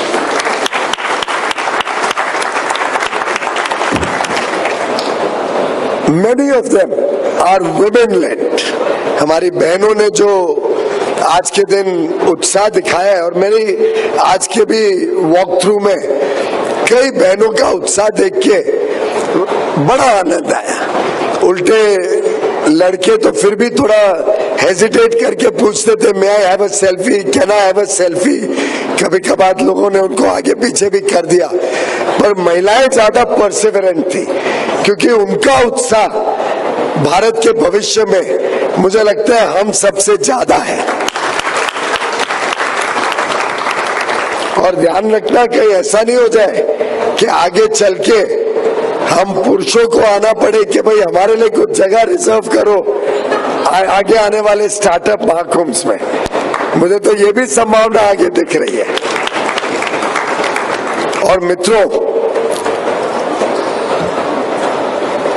कई सारी चीजें सरकार कर सकती है। हमने काफी कोशिश की है ईज ऑफ डूइंग बिजनेस पे हम पहल करें। 40,000 से अधिक कंप्लायंसेस को या तो खत्म किया है या सरल किया है। कोशिश की है कि ईज ऑफ डूइंग बिजनेस के लिए डिक्रिमिनलाइज करें लॉज को। Many laws where you had the fear of the law, you had the fear that you can be jailed or somebody would come and threaten you with action. We have tried to decriminalize so that you can work in a very free and fair atmosphere. And what I am going to do now is start a desk in Startup India in my ministry, which will be a helpline for any startup from anywhere in the country. आपको कभी कोई अधिकारी तंग करे, आपको कभी कुछ सुझाव हो कि कोई कानून में बदलाव की आवश्यकता है, आपका कोई सुझाव हो कि किसी ने एक ऐसी चीज डेवलप की है जो भारत के आज के कानूनी परिप्रेक्ष्य में उसके लिए जगह ही नहीं है, जिसके लिए हमें कुछ नया सोचना पड़े। अगर आपको कोई भ्रष्टाचारी दिक्कत दे, आपसे रिश्वत मांगे, तो अवश्य उस हेल्पलाइन के ऊपर आप फोन करना। कोई भी आपको तकलीफ कर रहा हो, किसी भी विभाग का, केंद्र का, राज्य का, कॉरपोरेशन का या जिला पंचायत का, कोई आपको तंग कर रहा हो और आपका पक्का मानना है कि आपने कानून का उल्लंघन नहीं किया है, आपने कानून के हिसाब से काम किया, तो अवश्य वहां पे कंप्लेंट करना। कोई कोशिश करे भाटिया जी कोई 4 digit simple toll free helpline हो और वो सुबह 9 बजे से रात के 9 बजे तक 2 शिफ्ट में काम करे, जिसमें लोगों को सुविधाजनक तरीके से हमारे साथ संपर्क करने को मिले। जब मैं कंज्यूमर अफेयर्स मिनिस्टर था, मैंने कई भाषाओं में, मुझे लगता है 18 भाषाओं में उसको तैयार किया था कि ऑटोमेटिक, आजकल तो भाषिनी, हमारे पास यहाँ भाषिनी भी थी, तो जरूर वो लोग ट्रांसलेशन में भी हमें हेल्प कर सके, जिससे हर एक को अपनी मातृभाषा में भी कंप्लेन लिखाने की सुविधा मिलनी चाहिए। कोई हर एक को हिंदी अंग्रेजी की आनी जरूरी नहीं है। Will that be useful? Particularly for the youngsters in the remote areas, so we will try to make it in as many languages. Tamil भी होनी चाहिए, मलयालम भी होनी चाहिए, कन्नड़ भी होनी चाहिए, आसामीज भी होनी चाहिए, अलग अलग भाषाओं को चारों कोनों से देश के हम उसमें सम्मिलित करें। और मैं आपको विश्वास दिलाता हूं, चाहे वो 10,000 करोड़ का स्टार्टअप का फंड ऑफ फंड्स जो दूसरी किश्त, पहले 10,000 करोड़ हम निवेश कर चुके हैं, करीब करीब 12,000 करोड़ की कमिटमेंट्स स्टार्टअप इंडिया के तहत सिडबी जो एडमिनिस्टर करता है फंड ऑफ फंड्स, उसने AIFs को, ऑल्टरनेट इन्वेस्टमेंट फंड्स को पैसा दिया और उनके माध्यम से कई सारे स्टार्टअप्स को देश भर में कमिटमेंट हुई है। हम कैलकुलेट कर रहे थे, एवरेज अमाउंट जो अलग अलग स्टार्टअप्स को मिला है वो लगभग 20 करोड़ रुपए अलग अलग देश भर में स्टार्टअप्स को मिले हैं उस पहल से, स्टार्टअप इंडिया की पहल से। और सिडबी में startup fund of funds 10,000 crore का एक ग्रांट के रूप में सरकार, केंद्र सरकार ने देने के वजह से अब माननीय प्रधानमंत्री नरेंद्र मोदी जी ने दूसरा फंड ऑफ फंड्स 10,000 करोड़ रुपए का अप्रूव किया है।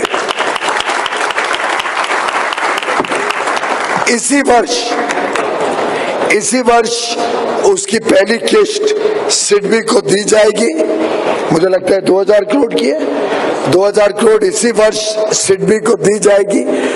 और सिडबी को मैंने कल आदेश दिया है कि ये जो पैसा होगा, जो हमारा फंड ऑफ फंड्स के माध्यम से जो नीचे जाएगा, इसमें एक बड़ा हिस्सा रिजर्व रहेगा छोटे स्टार्टअप्स के लिए, अर्ली स्टेज फंडिंग, जिसको आप लोग शायद सीड फंडिंग बोलते हैं, सीड फंडिंग, जो हमारे युवा युवती नए सोच के साथ, नए आइडियाज के साथ जो अपना अनुसंधान या अपना कुछ R&D करके नए आइडियाज डेवलप करना चाहते हैं, उनको ये उपलब्ध होगा। किसको 10 लाख की जरूरत है, 20 लाख, 50 लाख, 1 करोड़, जो छोटे वैल्यू की रिक्वायरमेंट कई बार अनफुलफिल्ड रह जाती है। कई बार बड़े बड़े निवेशक, बड़े इन्वेस्टर्स उस पर ध्यान नहीं देते हैं। कई बार देखा जाता है कि अच्छा आइडिया, कोई ज्यादा सुपर स्मार्ट सैवी इन्वेस्टर हो तो उसका बड़ा छोटा अमाउंट डाल के बहुत बड़ी प्रमोटर की इक्विटी वो स्वयं ले लेते हैं। मुझे तो कुछ केसेस ऐसे भी मालूम पड़े जब 20, 25 लाख, 50 लाख रुपए की आवश्यकता की वजह से कोई फाउंडर को, कोई नए युवा युवती को लगभग आधी कंपनी अपनी या आधी इक्विटी छोड़ देनी पड़ी। और multiple rounds of fund raising के बाद जब तक वो फाउंडर सफल होता है, उसके पास 5, 7, 8, 10% ही इक्विटी का रह जाता है। अमन, ये सच्चाई है।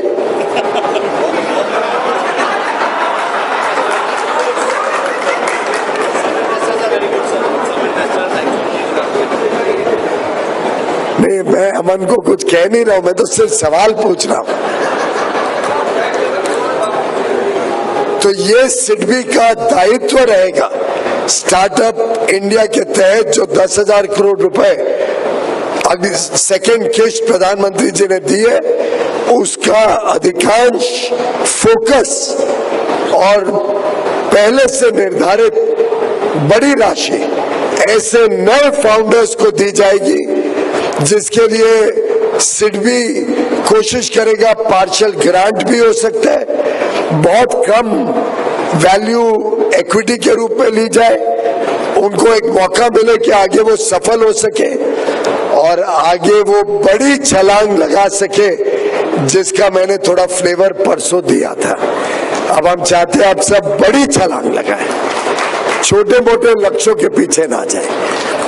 ये अलग बात है कि कुछ पॉलिटिकल पार्टीज अपने आप को कहती तो भारत का युवतियों को सक्सेसफुल देखती है। बड़ी तकलीफ होती है जब स्टार्टअप महाकुंभ जैसा सक्सेसफुल प्रयोग, जिसमें 2,30,000 देश भर से आए हैं लोग और देखते हैं भारत की काबिलियत को, भारत की विशेषताओं को, उनको बड़ी तकलीफ होती है कि भारत 11वीं विश्व की सबसे बड़ी इकोनॉमी छोड़ के गए थे, ये मोदी जी ने क्या जादू किया कि 10 साल में 11वीं से 5वीं सबसे बड़ी अर्थव्यवस्था बनी।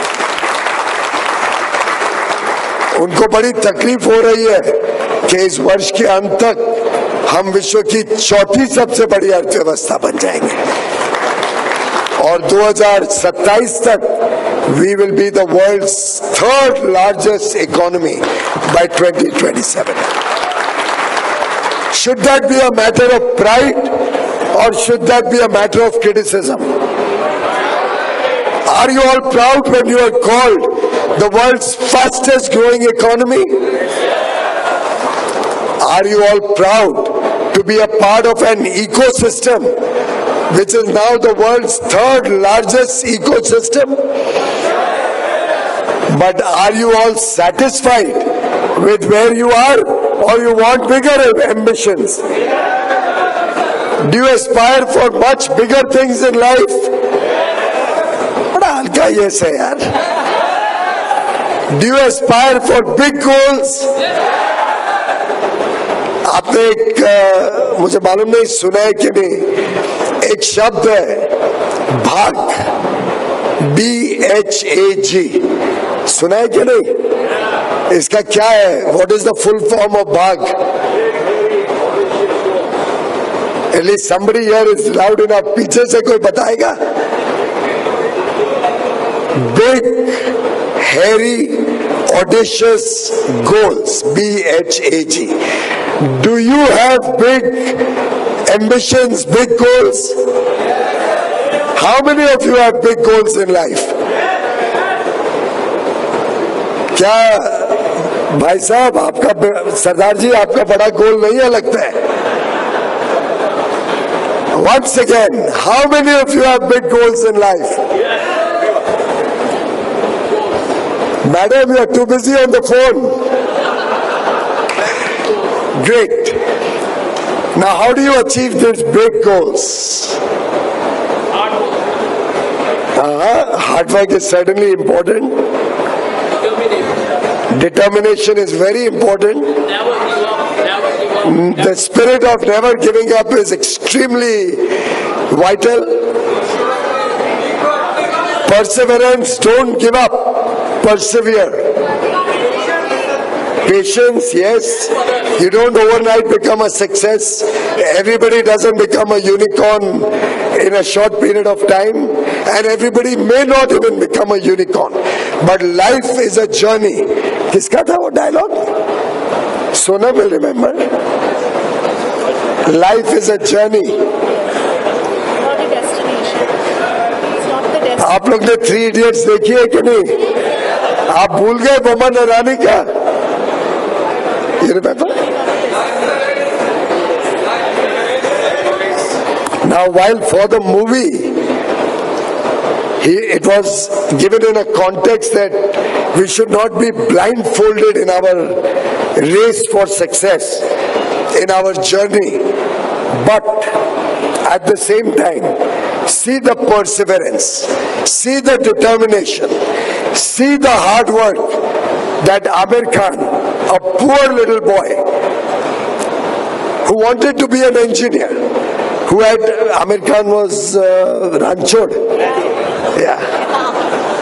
See what Ranchod's determination was, not the original Ranchod. I'm talking of the fake Ranchod. Look at his determination. Look at the way he worked himself to become an engineer. Look at the clarity of thought and vision that is reflected in that movie. Look at the way he described even a machine. Innovatively, simple, sweet. पर मैं भाग पे फिर आता हूँ. फर्क ये था कि वो ड्रीम्स लेके, पिक्चर में जो दिखाया गया ड्रीम्स बड़े थे, तो वो भागा नहीं अपने ड्रीम से, उसने भाग लिया. हमारे पास 2 पर्याय हैं, या तो हम भाग लें, वी पार्टिसिपेट. हिंदी में भाग के दोनों मीनिंग होते हैं ना, या तो आप भाग लो या कट लो, भाग जाओ. आप लोग क्या करने वाले हो? भाग लोगे? आप में से कितने लोग भाग जाने वाले हो आज के बाद? कोई नहीं भागेगा, पर रेस में हमें भागना है, रेस में भाग लेना है और रेस में नई ऊंचाइयों तक जाना है। इसमें आप सब साथ में हैं 100%? कमरे में कोई है जिसको भागना नहीं है, रेस में पार्टिसिपेट नहीं करना है? तो ये महारथी रेस थी और ये हमारे योद्धा थे जिन्होंने इस रेस में भाग लिया। और अगली बार का जो रेस होगा, अगली बार का जो महारथी चैलेंज होगा, इस बार कितने बताए? 2400 पार्टिसिपेंट्स। अब आप लोग बताइए अगली बार कितने लोग पार्टिसिपेट करेंगे इस रेस में? यार ये गलती तो मैंने 2 दिन पहले कर दी। मैंने तभी 3 गुना करने की बात की थी, पर अभी विजिटर्स देख के तो लगता है 10 गुना हो जाएंगे।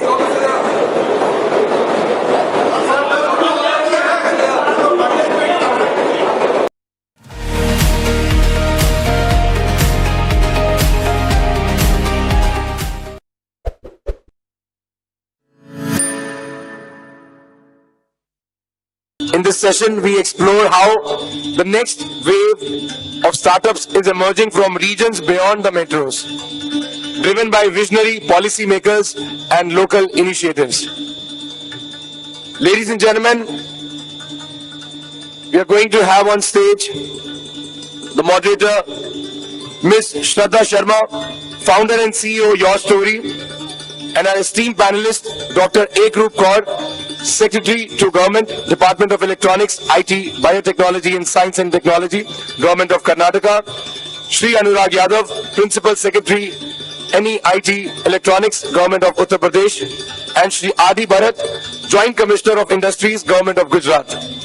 Can you tell us, for entrepreneurs, what are some of the programs that the state is running?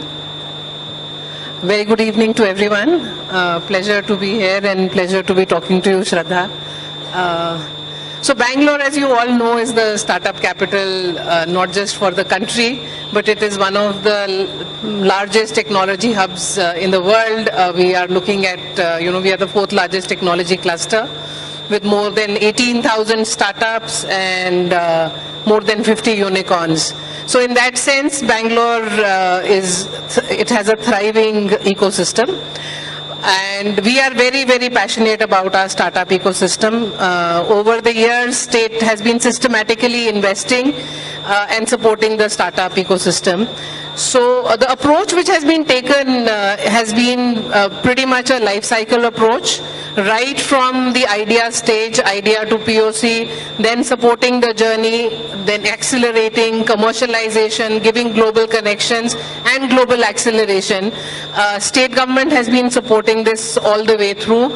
I don't want to, name all the schemes that we have rolled out. For those of you who are in this segment, in this ecosystem, would already know of the schemes that the government is running. But I thought something interesting that I must flag at this, occasion.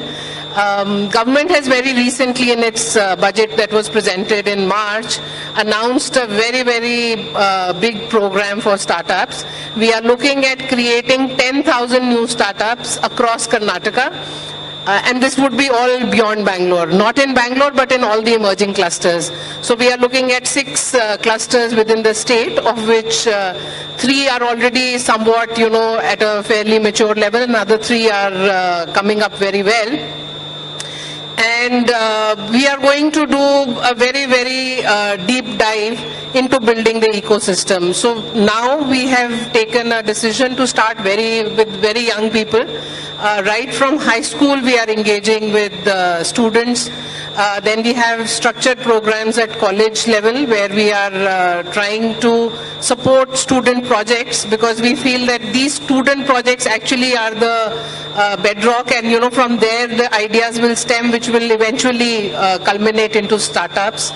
We are focusing very heavily on IP creation, and I think that's where today India has to come of age, and we need to have more IPs happening which can be recognized and can be associated with India, rather Bharat, I would say. And this entire initiative that we are taking is going to really support it. While we will be giving a lot of financial incentives, we are also looking at building the ecosystem in these smaller towns, so to say, emerging clusters. We have set up certain centers of excellence. We are looking at setting up another 8 to 10 centers of excellence. We are looking at setting up TBIs. We are looking at setting up innovation labs. So very, very exciting times, I should say. All in all, there is lots happening in this space, and I think still this is the beginning of the journey. A lot more is yet to come, and I think all of you, if you divide the audience, you do fall into the 3 buckets that Shraddha mentioned, and probably this is the best time to be in this domain, to have your own startup, to build your own idea. And all states and even the government of India, everybody is out there to support your journey. So stay confident and really give it your best shot is what I would like to say. Thank you, ma'am. I have one very quick question. I know you have to leave, so if it's all right, I'll ask another question. Is for people who are not in the state, I might be in Delhi, I might be in any, I will not say UP and Gujarat right now, but in any other place, can I go to Karnataka and avail all these offers that you have?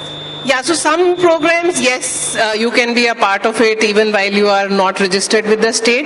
But once you register with the state, Karnataka startup, the world will certainly change. There will be a plethora of opportunities, and a lot of it is obviously for startups which are registered with Karnataka. And believe me, startups from all over the country, and it is not like it's a state-run thing and only for people from the state.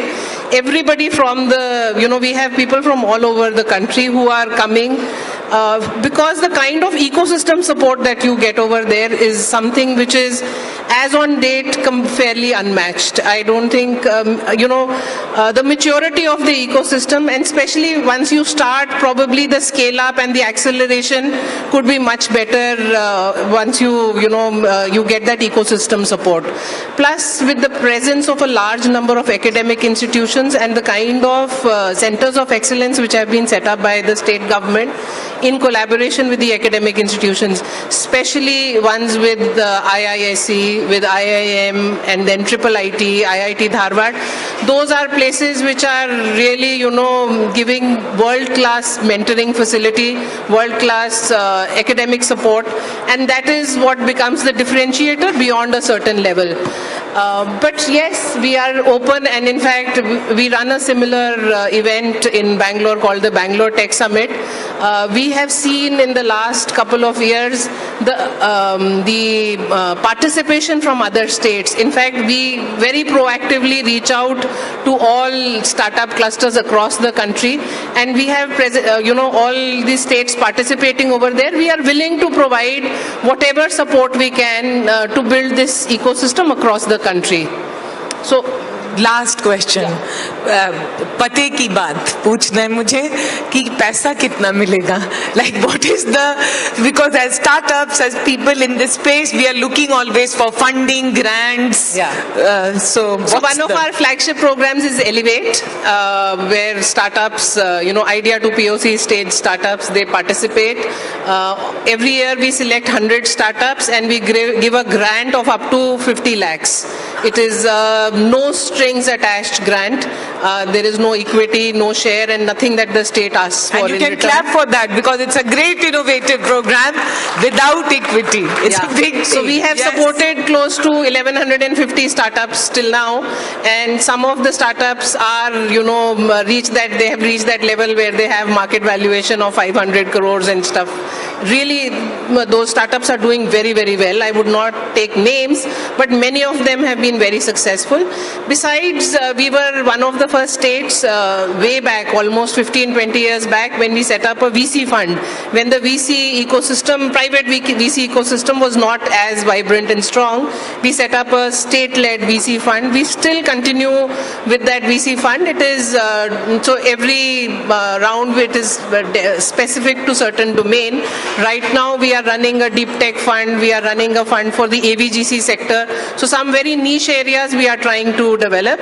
Going forward, this new program that we have announced, which is Local Economy Accelerator Program, we are looking at setting another Elevate-like program for deep tech, and we are also looking at setting up a fund of funds. And besides all of this, what the government is doing, the private VC ecosystem in Karnataka is very mature. We have more than 200 VCs which are operating out of Karnataka. And the kind of money that has been raised, the investments which have been raised by startups, they are truly, truly inspiring. And I think money is not really the barrier at all. If you have a good idea and if you are, committed to it, and the team sees that you will be able to see it through, I don't think money is a big challenge. Thank you so much, ma'am.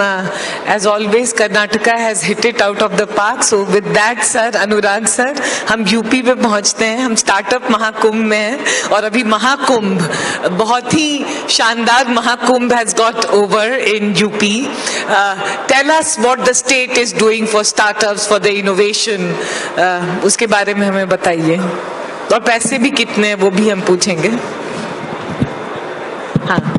Thank you, ma'am. Thank you so much. Let's give a big round of applause to Ekroop, ma'am. And please get in touch with her. Very approachable and always responding and helping startups. Thank you, ma'am. Thanks a lot. I'm sorry I have to leave in between. I have a hard stop. But nonetheless, it was really nice interacting. And as Shraddha mentioned, we would be very happy to interact with any one of you who would like to, explore what are the opportunities in Karnataka. Thank you so much for this opportunity. Thank you. Mahakumbh, and what's the strength of being in UP? So, एक question मैं भी पूछना चाहता था सबसे. So just think for a moment. I usually ask when I am at this stage. UP is not a state but a country.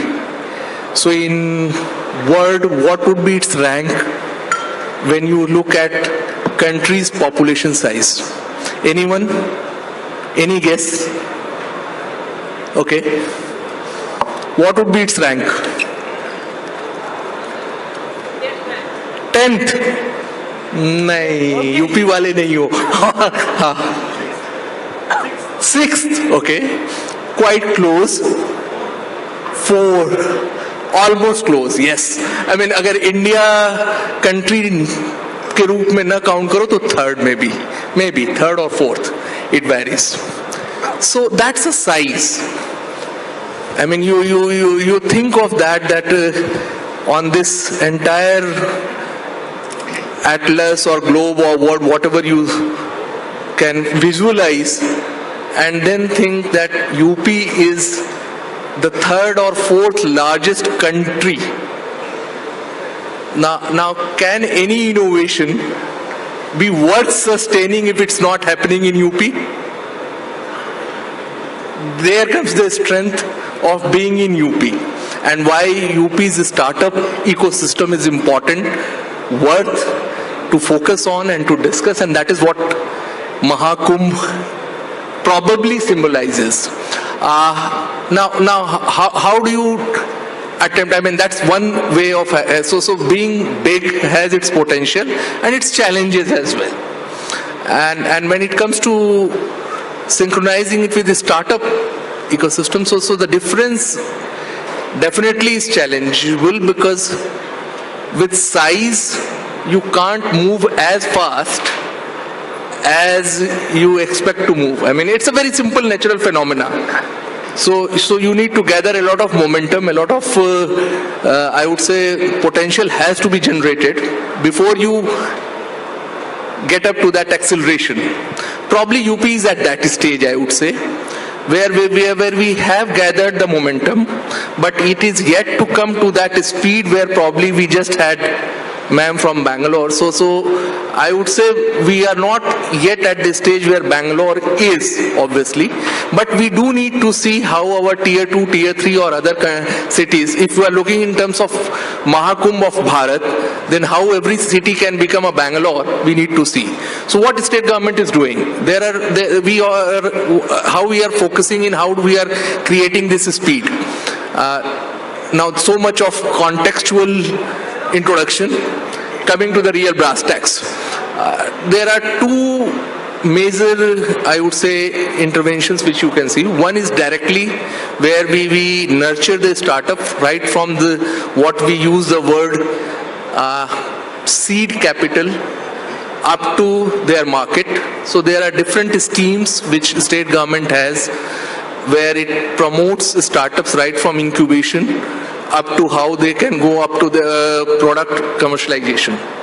And then once you have reached to that stage, we have another scheme which is, I would proudly say very few states have, a startup fund which is of 1,000 crore corpus run by SIDBI, where there is no limit depending upon your idea and how you can get your investment valued. So that's there. Now comes the second tier of intervention, which is related to creating the ecosystem. So there are few things which has happened in past few years. When you look at the startups, what is the challenge? Challenge is accessibility. So if you are in tier 2, tier 3 cities, like most of the UP cities are, and if you think about reaching to them, how do you access their product or how they access global market or big market? So that's how do you create that bridge. The second challenge is people believe there is a lack of talent in these smaller towns, and it has been rightly so. A few years ago, we always found that people are running towards metros, and most of the metros having the infrastructure. So the state government has focused on creating infrastructure, enabling infrastructure, whatever you can think of, whether it is power, whether it is road network in terms of expressways. So UP is probably, people say that if you Google expressway state, the name will come UP. And the day we complete Ganga expressway, it would have 50% of the entire country's expressway. So we had airports, there were only 3 or 4 about few years ago, and now we have 16 airports functioning. So whether it is creating logistic hubs, whether it is creating road network, whether it is creating tech infrastructure, so which is very important. If you look at how much digital payments are taking place, again the numbers, so we score on the numbers. So you will find that most of the digital payments are happening in UP. So digital ecosystem is there. To summarize, not only having direct benefit schemes for startups, but also creating indirectly an ecosystem. We are trying to see that this title of Mahakumbh for UP can sustain. Thank you. Thank you so much. Thank you so much, sir. I am from Bihar.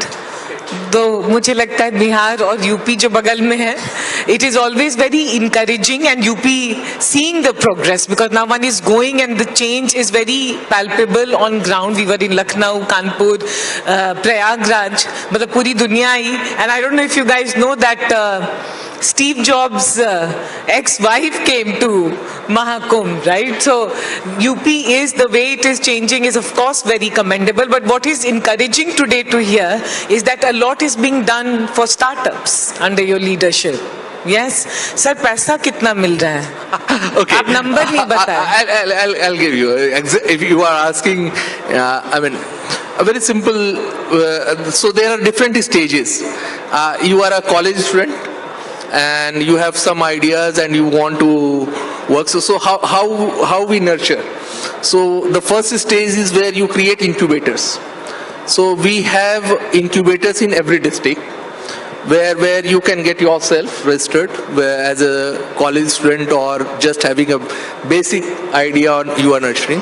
And we give you sustainability allowance, which is if you are in I would say tier 2, tier 3 city, it's much higher given your challenges, but otherwise roughly around 20,000 per month you get while you are a student and you just have an idea trying to work on that. Then comes a stage where you require some seed capital. So when it comes to seed capital, on different stages of your evaluation of the idea, you again, if you are, you have an advantage if you are a woman in UP. So you get more money being a women-led startup, and otherwise roughly around 7.5 lakhs to 11 lakhs is the range where you get as a seed capital, where you develop your idea and you are yet to commercialize this. If you have a prototype, you get a grant of 5 lakhs to make that validated. All your certifications get subsidized or reimbursed. And once that is done, then you get a marketing incentive. So some support for initial marketing where you are still trying to get some investments for that. Then comes that stage where if you have crossed all these stages and you want actually some valuation for your product which you have developed, or want to make, let's say, a factory or some more bigger investments, then you can approach through SIDBI for our UP Startup Fund, which is a corpus big enough depending upon, so there are certain startups in the state which has got huge funding. There is no limit for that funding, depending upon how you have been evaluated by those AIFs. But there is a dedicated fund from the UP for the UP's startup. And there are other infrastructure support. For example, we have many centers where STPI supports us with its office locations where you need not pay anything. You have all the design centers facilities where you can get your prototype designed without paying any cost. So I would say that we have the infrastructure to support you if you have an idea. Sir, you said unlimited funding, तो हम सब UP आ रहे हैं, but हम आए कैसे? But tell us, how do we access? Okay. So the best way to do is all the incubation centers are set up with the education institution. So if you are working on some ideas, it's better to get through whatever education institutions, every district. For example, all over, there are 2 IITs in UP. There is a triple IIT, there is an IIM if you are looking for the big names. But otherwise also, if you go to a tier 2, tier 3 district, you will find, if you just go to our website, it has all our incubators listed there. And you just contact them. They would definitely help you to incubate your, depending upon what kind of ideas you have and what support system you are looking at. Once you are with them, you get all the support system. Thank you, Anurag sir. Sir, let's hear from Gujarat.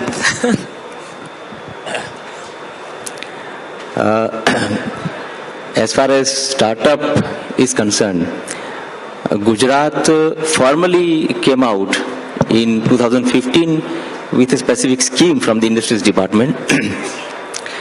But as you are all knowing, Gujarat is an entrepreneurial state from the time immemorial. We had trades. We have 1600 kilometers of long coastline. So we had trades with all foreign countries through the ships in those days also. So, and over a period of time, the Gujarat has a stronghold of manufacturing. Unlike other states where more of services and technology things are there, Gujarat is a stronghold of manufacturing. Now, 2015, when our Honorable Prime Minister was CM before that of Gujarat, he had floated an idea of formally sponsoring students and people, even they may be students, they may be dropouts, they may be graduates. Having any idea in their mind, that idea has to be nurtured and has to be realized in a full-fledged product.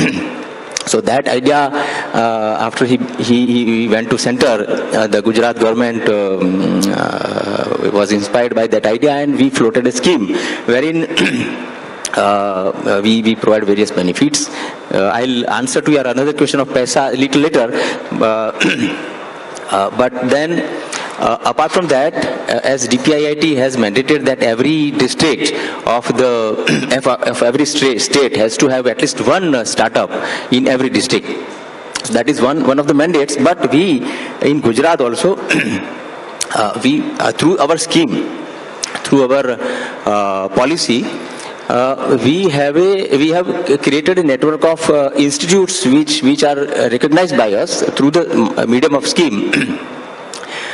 Money will be routed through those institutes. So those institutes, more of them or most of them are graduate level, university level schools and colleges, and so that every district has been covered. Every beyond metro is also covered in that.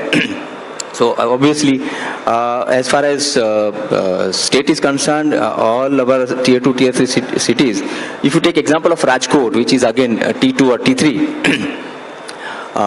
way back, they are manufacturing for automobile manufacturer world around, around the world. No car manufacturing company in the world will be such that it will not be having some part made from Rajkot.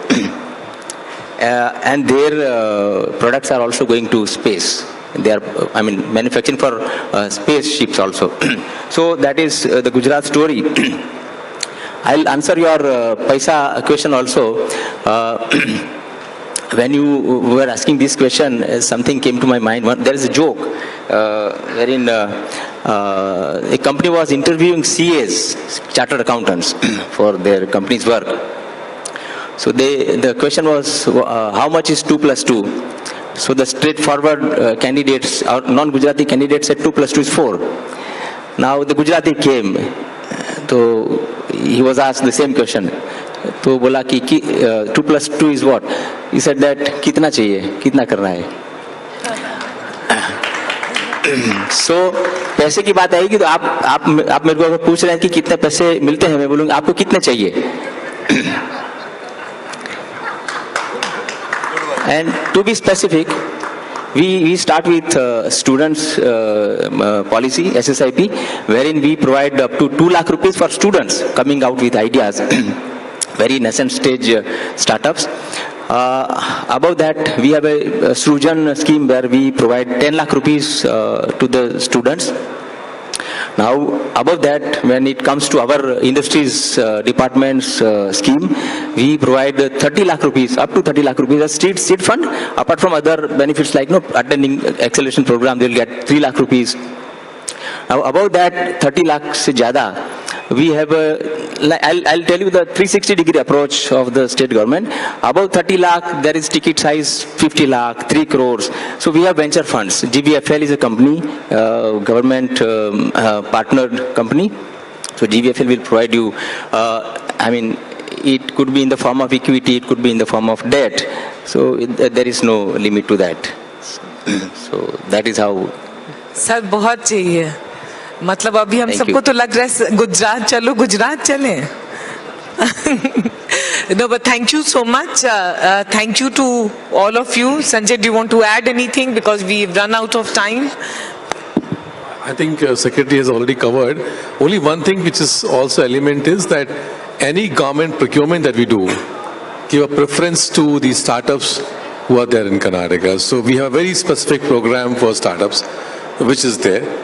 And I think there is a democratization of entrepreneurship का जो concept है श्रद्धा जी, वो पूरा model जो है thankfully Karnataka से निकल के बाहर आया है, और वो अब एक बाकी मुझे लग रहा है कि यहाँ पे माइक में कंपटीशन हमें करना चाहिए था, एक डिबेट होना था. इट्स नॉट कंपटीशन, ये सब शेयरिंग है, शेयरिंग ऑफ नॉलेज ही है. लेकिन डेमोक्राटाइजेशन ऑफ एंटरप्रेन्योरशिप से ही वी कैन उम्मीद कर सकते हैं कि जो भारत का एंटरप्रेन्योर्स है वो Yes. बाहर निकल के आएगा. Yes. आई थिंक सारे प्रदेश जो है वो उसमें दिशा में काम कर रहे हैं.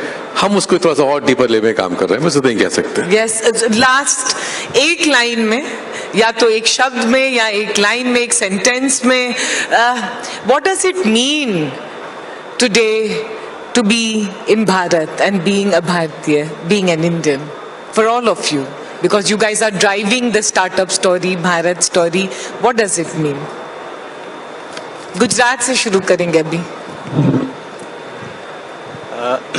I think being in Bharat today is a way forward or a path towards being Vishwaguru. That is in one sentence.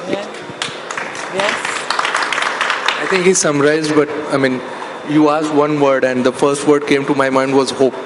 Hope. Yes, yes, very This country hopeful. has that potential and hope we are going to be. Yes, yes, brilliant. हमारे यहाँ पे north star की बहुत बड़ी भूमिका है. हाँ. Right. मुझे लगता है कि भारत एंटरप्रेन्योरशिप का वो वर्ल्ड में नॉर्थ स्टार बन के दिखाएगा. Very good. Thank you so much. And with that, let's give a big round of applause to all our state leaders, Gujarat, UP and Karnataka. Thank you so much.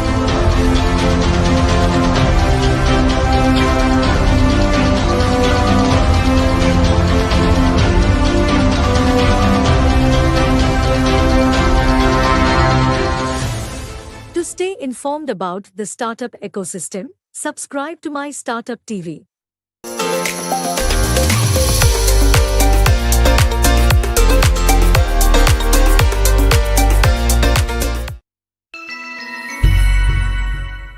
Hello, myself Haibubrata Jana, the CEO and the co-founder of Vehicle Hype Sciences. So, our vision is very clear: to make the fertility treatments affordable and accessible. So, as you know that in the current India and worldwide, 1 out of 5 Indian couples or in the worldwide are infertile. 1 out of 5 Indian couples are infertile. And one of the ways to solve this problem is to go through the assisted reproductive technologies or IVF. We are providing the medias and the consumables which are required in each and every step of this assisted reproductive technologies or IVF procedures. So you can see here, so we are providing like media which are required for the gametes procurement, like sperm or the eggs.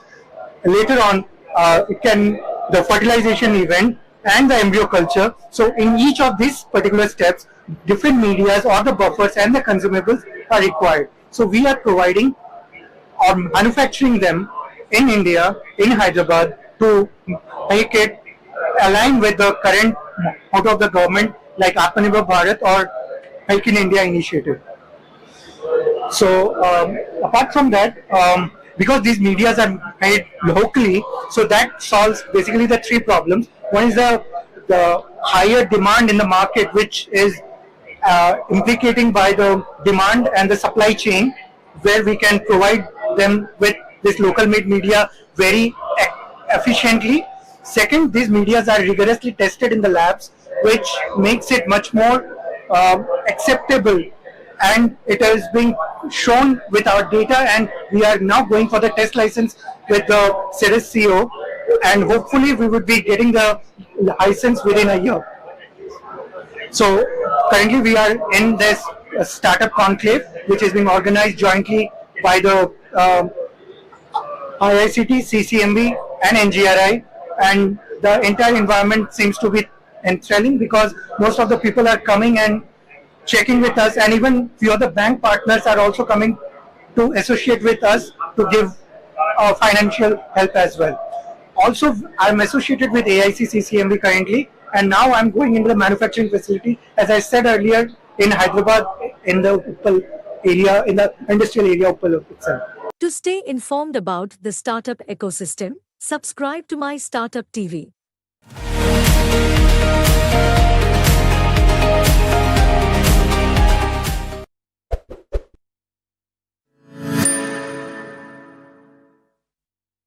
Sharma just said, पैसा सब कुछ है, and पैसे के लिए finances and finances के लिए fintech. That's where I'd like to segue, because we cannot talk about startups or innovation or making money or making, you know, something as small as just a QR card payment, you know, for a coffee in the morning without talking about fintech. So, as Mr. Kant mentioned in the morning, I mean, now it has become so easy. You talk about insurance, you talk about online payments. Within just 30 seconds, 1 minute, you can probably just make any transaction throughout the world. Absolutely. And in India, the kind of the technology that we are watching, I think we have a long way to go. Trust product, but I think Sachin, you've spoken about technology. So, what are you focusing on over the next 5 years, 5-6 years? So the next 5 to 6 years are going to look very different from the last 20 years. I think one big thing that is coming to all of us is AI, and how we use that to... Do you want to give one example of how AI has changed Navi over the past year? Yeah, I think there are a few examples of that. I think most of our customer support is automated through GenAI. In a lot of other operational areas, quality control, etc., there is a lot of usage of AI. I see people every day answering questions through AI. I mean, getting answers to questions through AI. Like, for example, if you wanted to know what are the trends of payments ecosystem trending in Brazil over the last 10 years, so that you can take some decisions based on that in India, and that's an important input to your decision making here.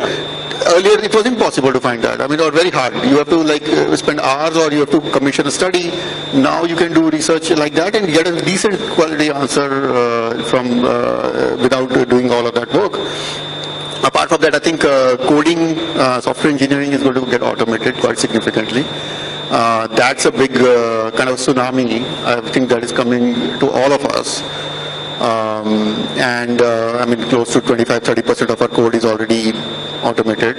But yeah, over time, I think it will be quite real. I think. I think it's across the board. But I think, Alok, one follow up on what you mentioned about customers, Indian customers and their behavior with insurance. I think all of us are also suspects and victims of that. But how does an Indian customer really look at insurance?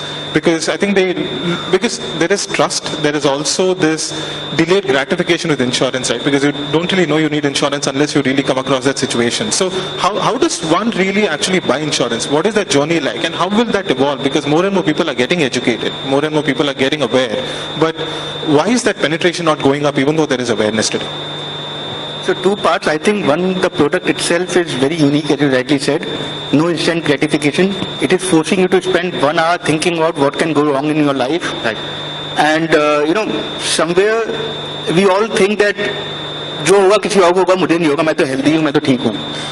Especially at a young age, you don't really worry too much about those things unless you see someone in your vicinity, कोई friend, family, colleague going through some bad experience, and suddenly it strikes, yeah, ये तो important है.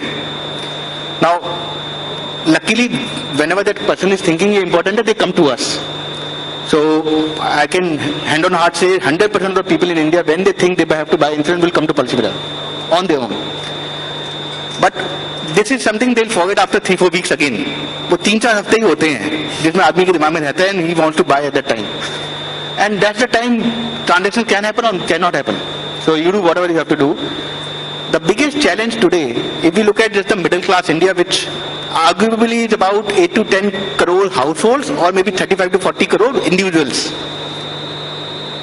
The penetration for term insurance is about 6% in household terms, and in life terms, health is maybe about 10% or 12%.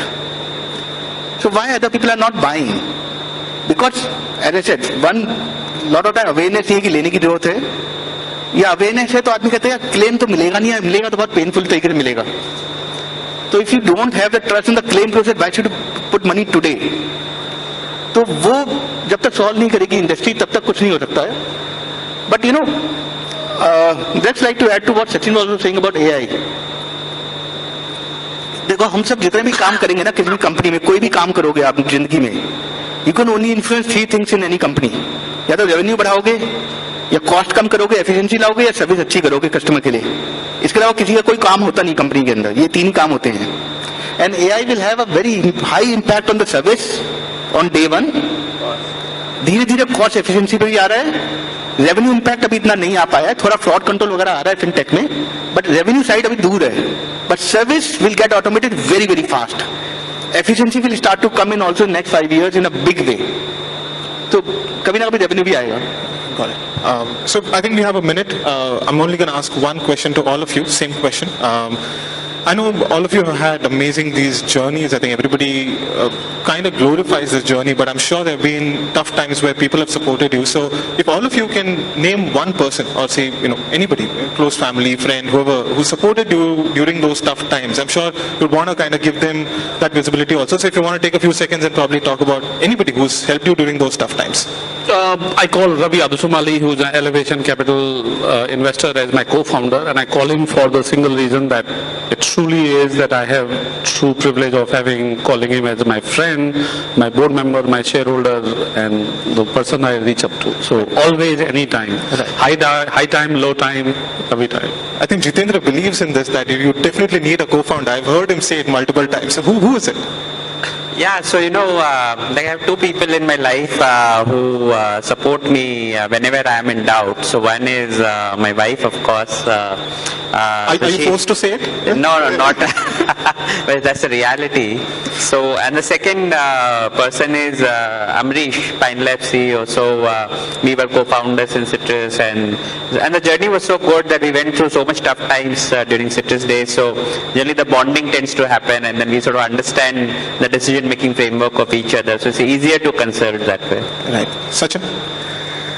Yeah, so I learned business very early in my life. Essentially, I come from a business family, and like not big businesses, small businesses based in Punjab, Chandigarh. And one of my uncles, who was my father's elder brother, he was a big influence on me. I think I learned about work ethic, integrity, and responsibility from him, which I think stayed with me for quite a bit. Of course, he's now no more, but his influence stays on in the whole family, actually, quite a bit. Alok? I think the first name I would like to say, actually, Yashish, my co-founder. Personally, we are chalk and cheese, very, very different personalities, very, very different outlook for everything that we do. But we are joined at the hip for 17 years, 18 years now. So it worked out very well for us. And outside of two of us, maybe then it's Sanjeev Bikchandani from InfoEdge. He was the first person to put in the check. And today also for a lot of things we reach out to him for advice, and we have learned a lot directly and indirectly both. Sometimes his actions of how he's built Naukri and how he's built the team and culture there as influencers. So yeah, these two people maybe. So one final question, Sachin, Jiten, any plans of listing anytime soon, joining the other two stalwarts in the public markets? At least for me personally, very far away. So I don't think so. I have any aspiration to come close to Vijay. In public market, nobody is close or far.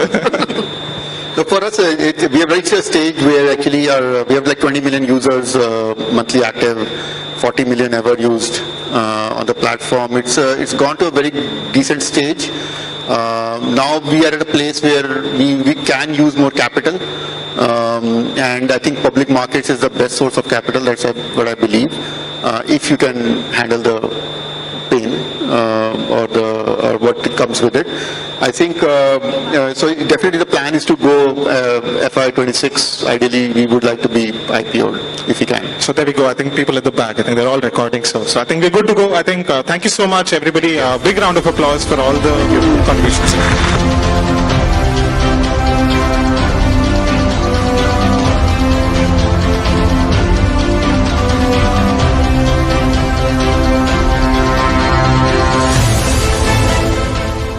Informed about the startup ecosystem, subscribe to MyStartupTV.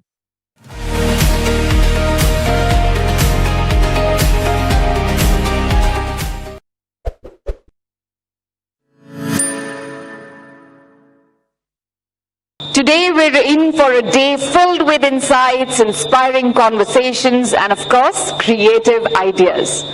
We are here to learn from some of the brightest minds and celebrated personalities who are transforming industries across the board. So let's get started on this exciting journey together. Kicking off our day is a keynote that truly encapsulates our vision.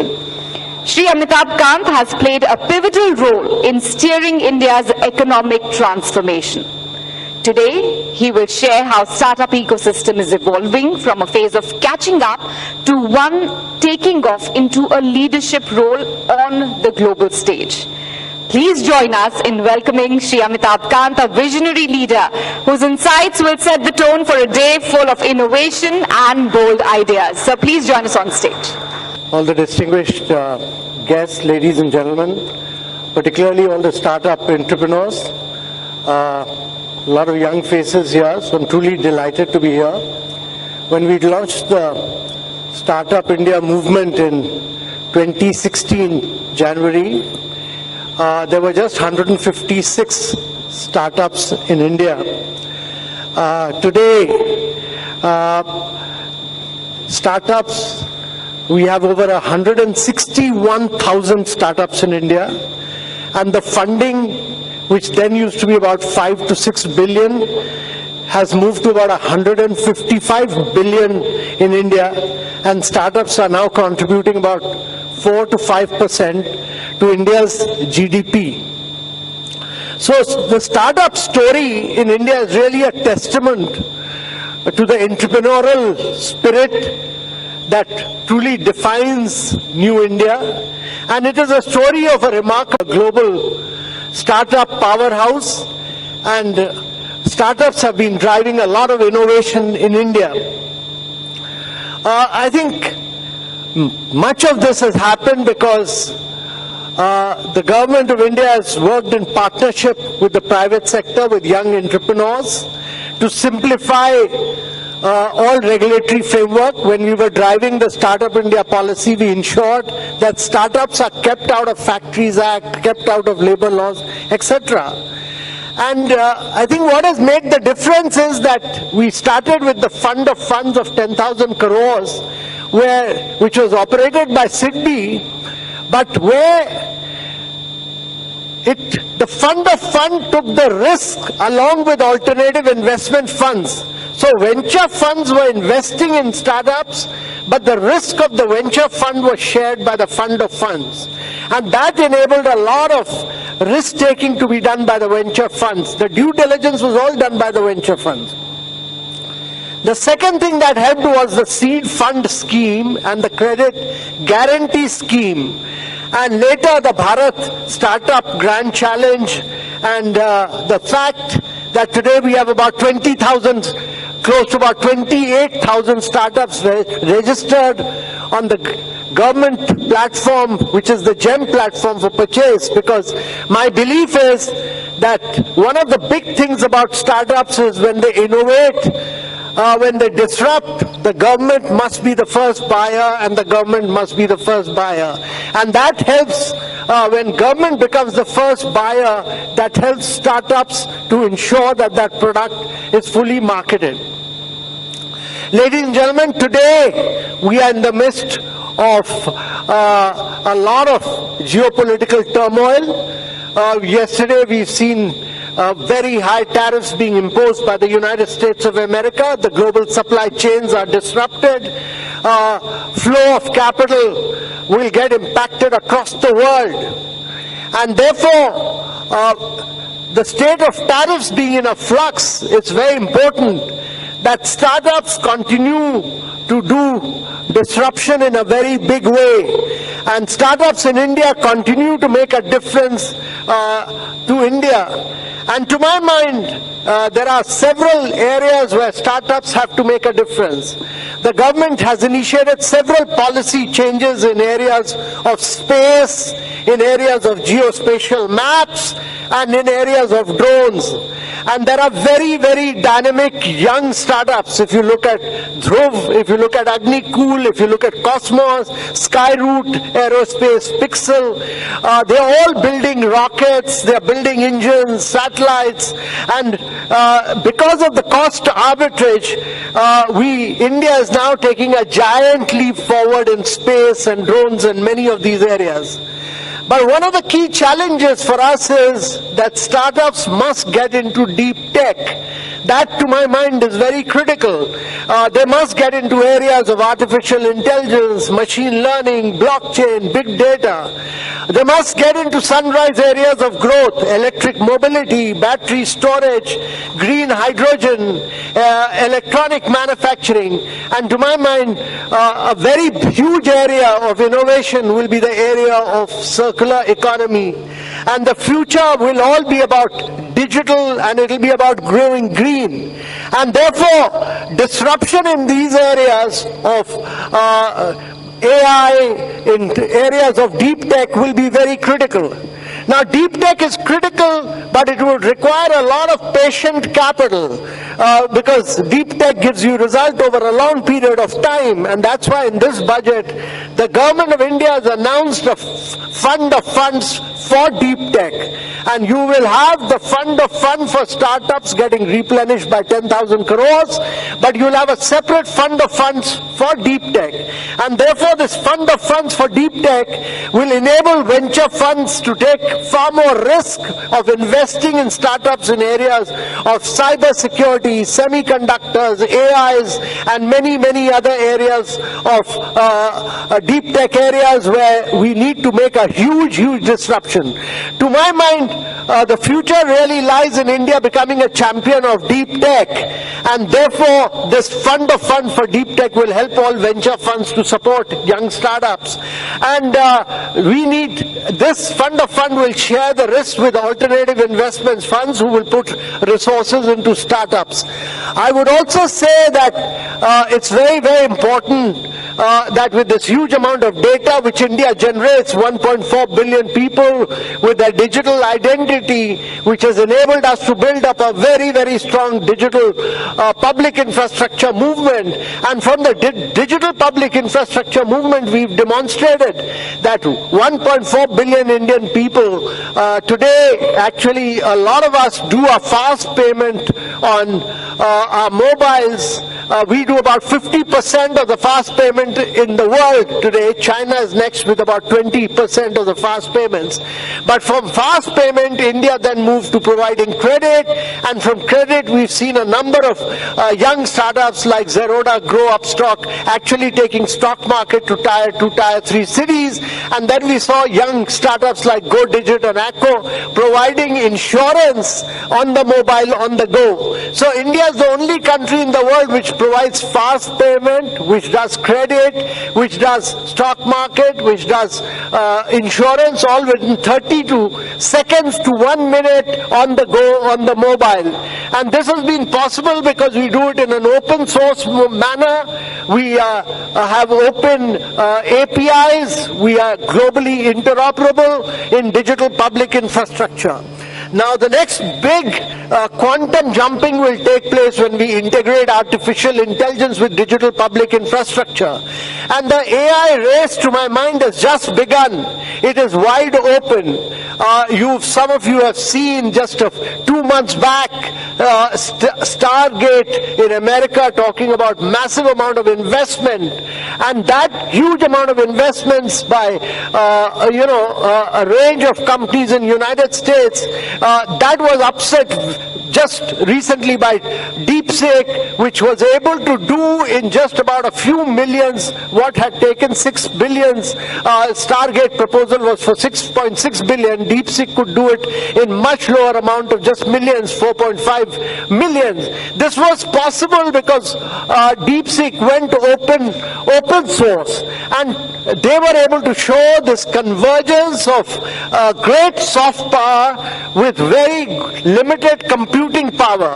So my view is that the AI race has just begun, and Indian startups must demonstrate their great ability to do a lot of more innovation on AI using their software with limited hardware computing ability and less energy consuming power.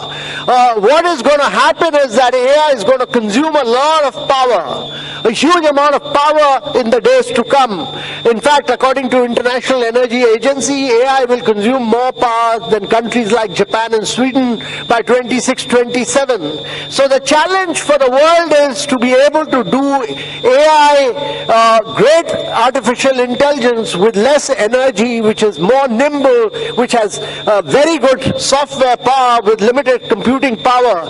And the world is going for open source. So what is demonstrating is that open source is making a lot of innovation possible and making quantum jumping possible. And therefore, it's very important that for India to maintain its sovereignty in technological advancement and leading from the front, we must not become a technological colony of either the West or of any other country in the world. We must continue to innovate in a very nimble, in a very less energy consuming, cost effective manner. We must do more for less, like ISRO has done in the case of space. I mean, ISRO could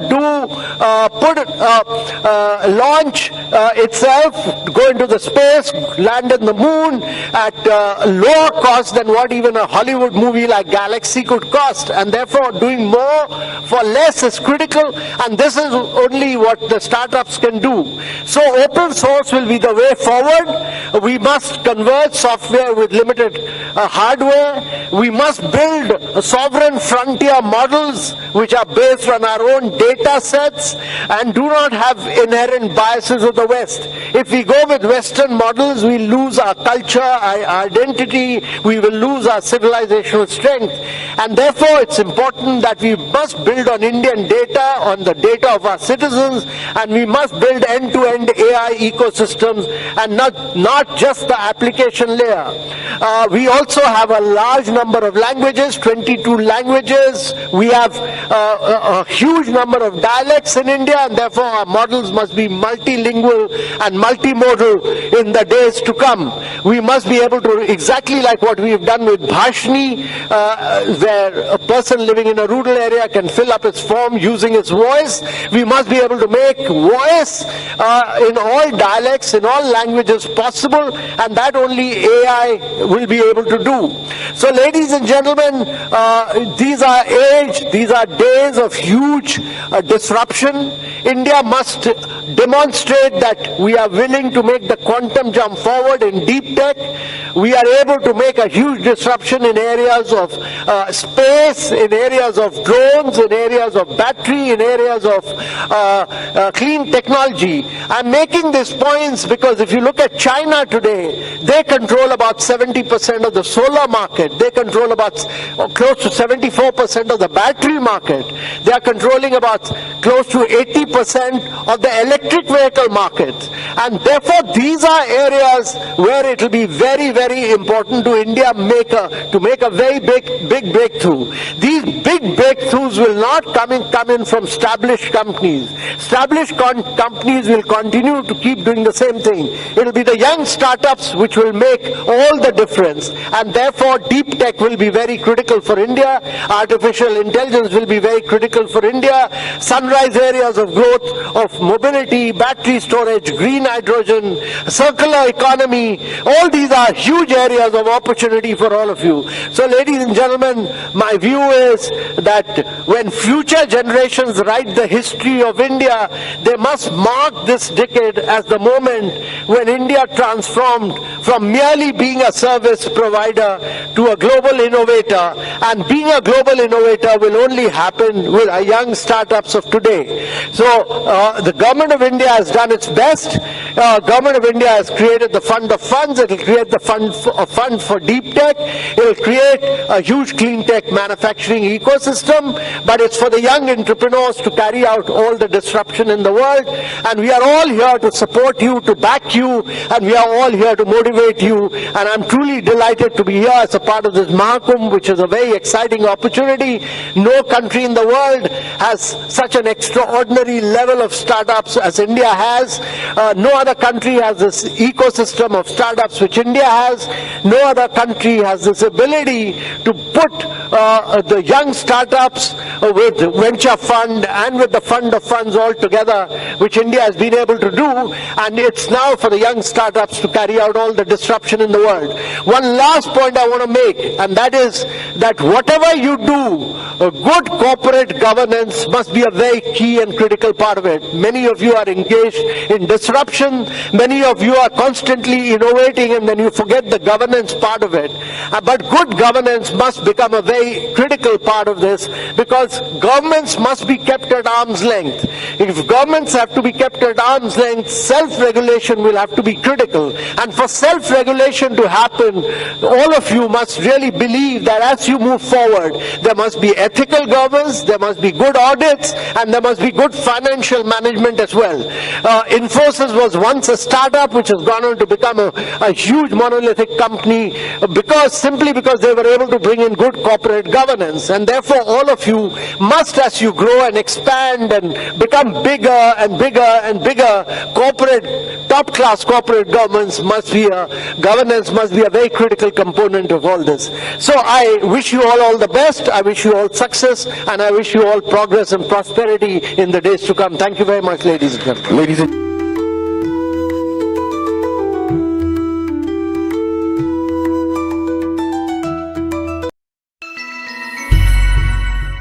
Hello everyone, I am Dr. Deepanvita Sinha, working as a Senior R&D Manager at Revelations Biotech Private Limited, Hyderabad. We are a company based in Chellapalli, and this is my team. Here is Dr. Pradeep Kumar Viswas, Miss Pavitra, Dr. Ravindra Kale, and Mr. Prashant. So today we have showcased our product, which is basically Life, and this is a preparation made out of fructo-oligosaccharide. We also have a product which is called Sweet Spot, and this is for B2C business. You can see this on the shelf on multiple chains, multiple stores in the city like Ratnadeep, Q-Mart, Balaji, Vijeta. This is also available in Amazon and Flipkart. So I would just briefly tell about the benefits of this FOS. So this is basically a sugar replacer. You can use it instead of your normal table sugar. It's a very low GI product. The GI is around 18, and it being a low GI product, you expect not to have a great sugar spike. It doesn't give you a sugar spike. This also gives you another benefit, added benefit, along with the low GI product. The benefit is this product is being taken as a prebiotic fiber. So it functions in the body as a prebiotic fiber. The good microflora in the gut, it helps the growth of those good microflora in the gut. So basically all the bacterium like Lactobacillus, Bifidobacterium group, they all take up this FOS as their food, and they thrive their more healthy way. So this also in totality effect, it boosts our overall health, it gives immunity, it gives overall strength to the body. So today we are here on the behalf of Revelations Biotech Private Limited, Hyderabad. We are here participant in the Startup Conclave Hyderabad 2025. Please do visit us. Our stall number is stall number 18, and we are feeling very happy and very proud to be participant here and to be able to showcase our product, which is very innovative. We all are expecting your participation with our products. Thank you. To stay informed about the startup ecosystem, subscribe to My Startup TV.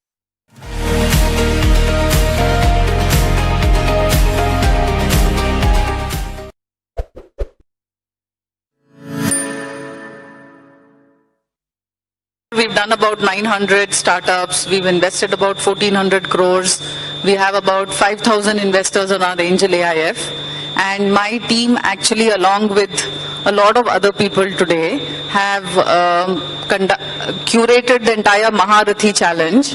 And, just picking up a leaf from yesterday's conversation of the Honorable Minister, Piyush Goyal, is that we had the highest number of applications in deep tech and AI. So just kind of bringing that up, because I think there is a lot of misconception that India does not have enough deep tech companies today. But with that, I'll give the mic over to Vivek. Hi, thank you. I'm Vivek. I'm general partner at Samved VC. We are an early stage US-based fund which is investing in India, and our core thesis is that India needs to improve the productivity. So anything which helps people improve the productivity is of our interest, so that's what we focus on.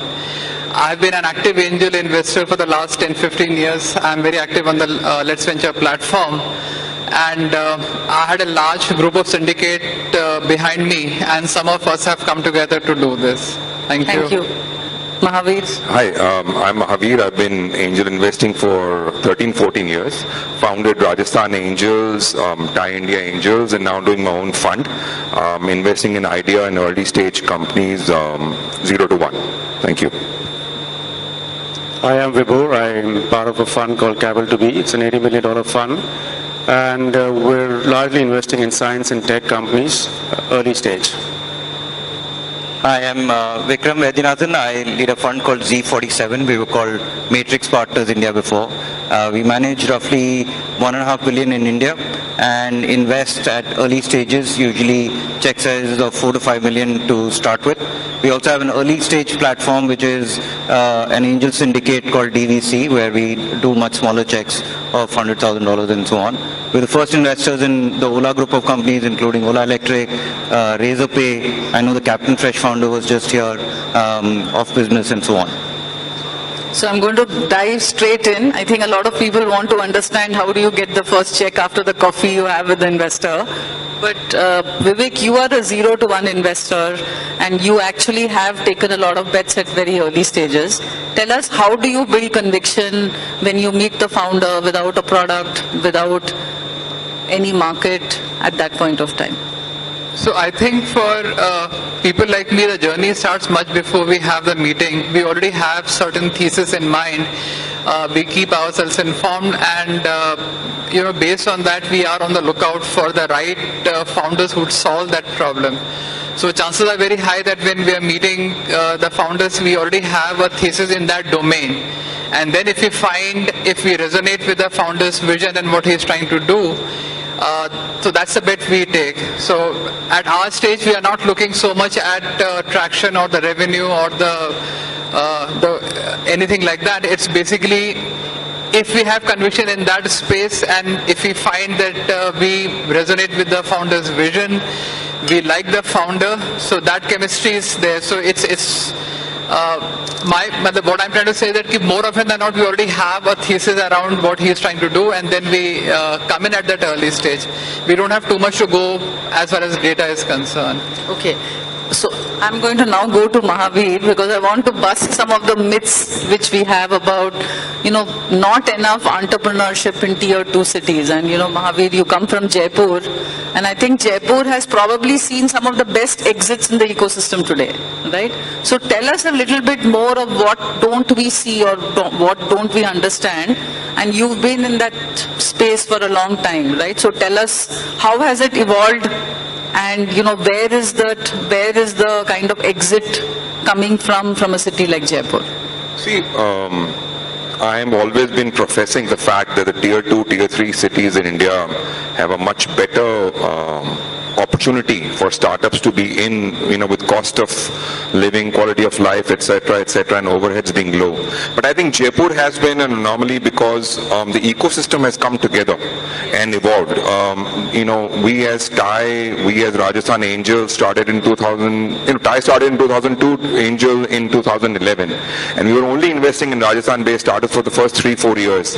And then the government picked up from 2015-16 onwards, and now we're still working in sync with each other, and we are getting HNIs and ultra HNIs to convert to investors.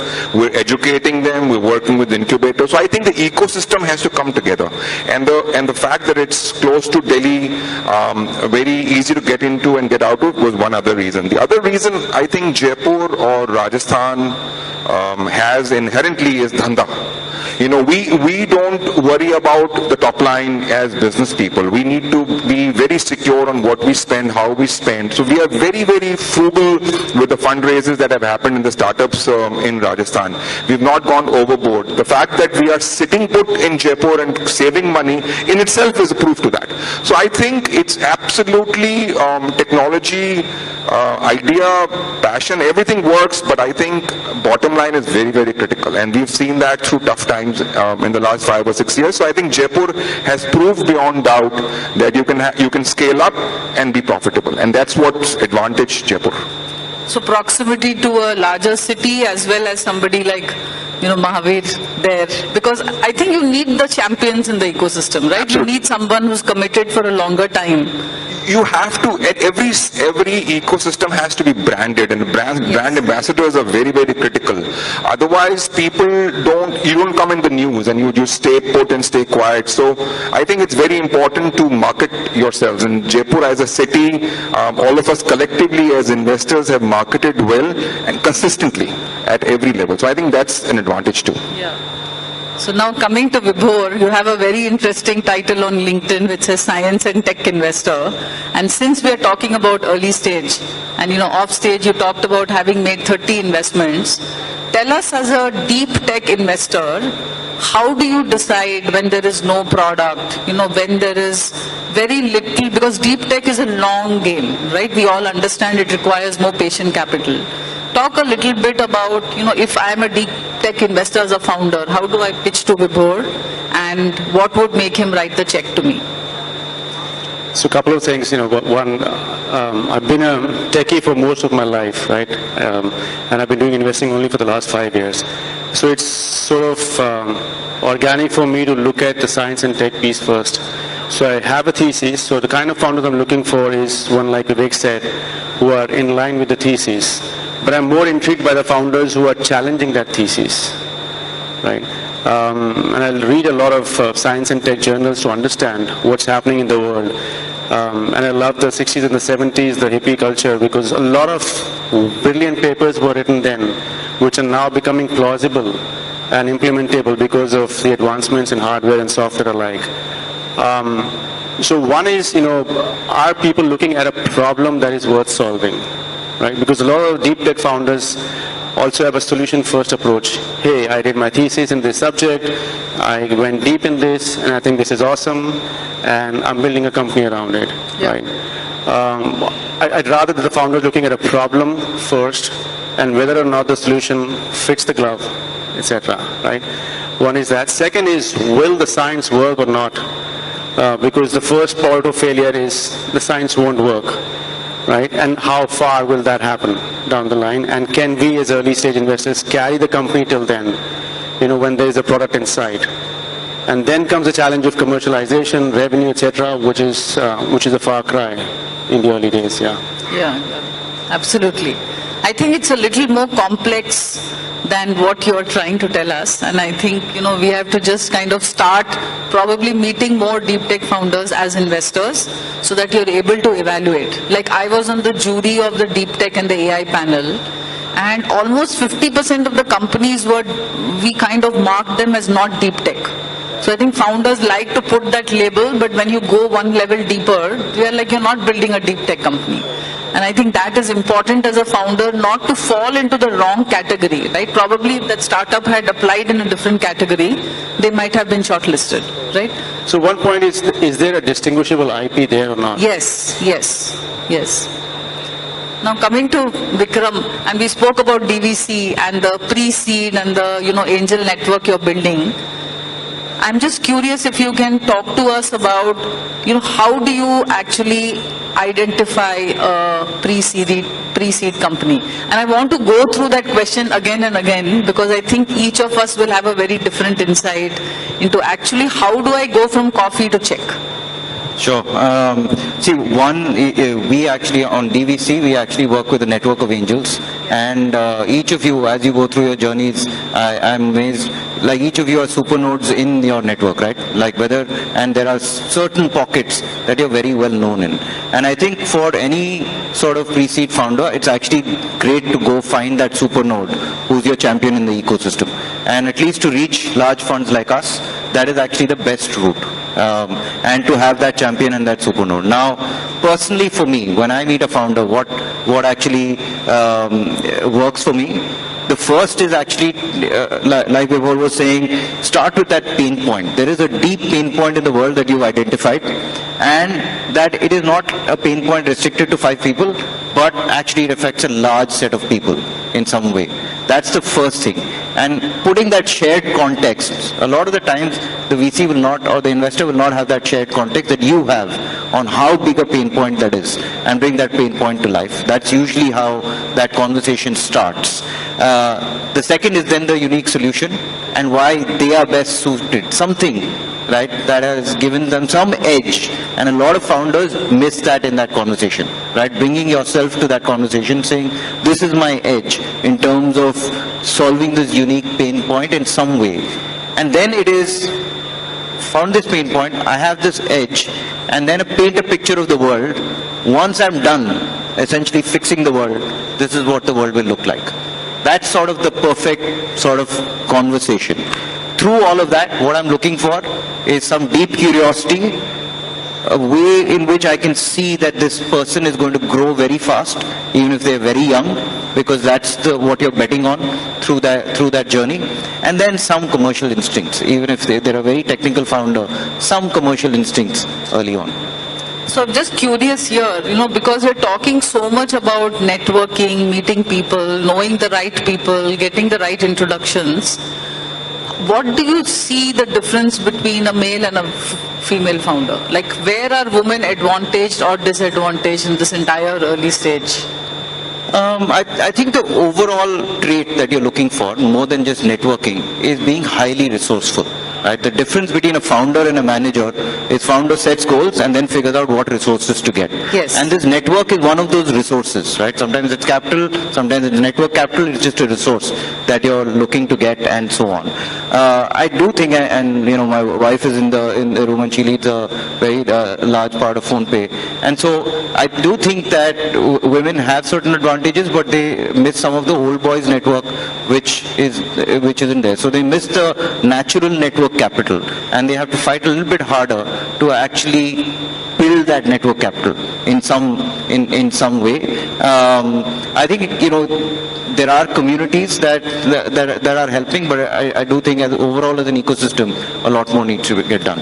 You're just being polite. I think the women have to work probably a lot more harder, because I think it's still a very bro club culture in investing today, right?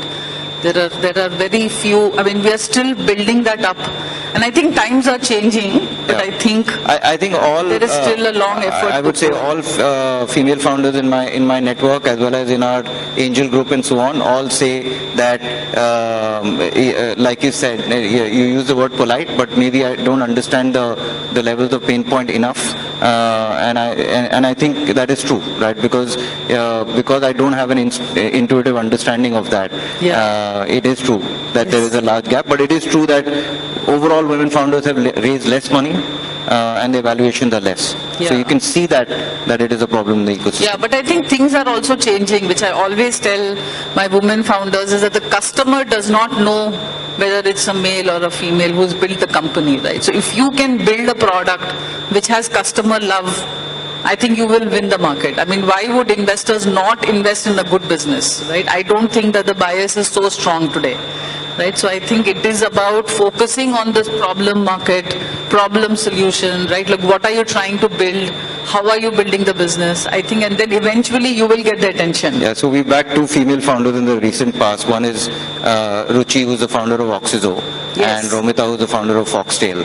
I would say they just went out and created that network for themselves. Yes. They did have the advantage of being from some large networks like McKinsey and IIT, but then they just built on that. Absolutely.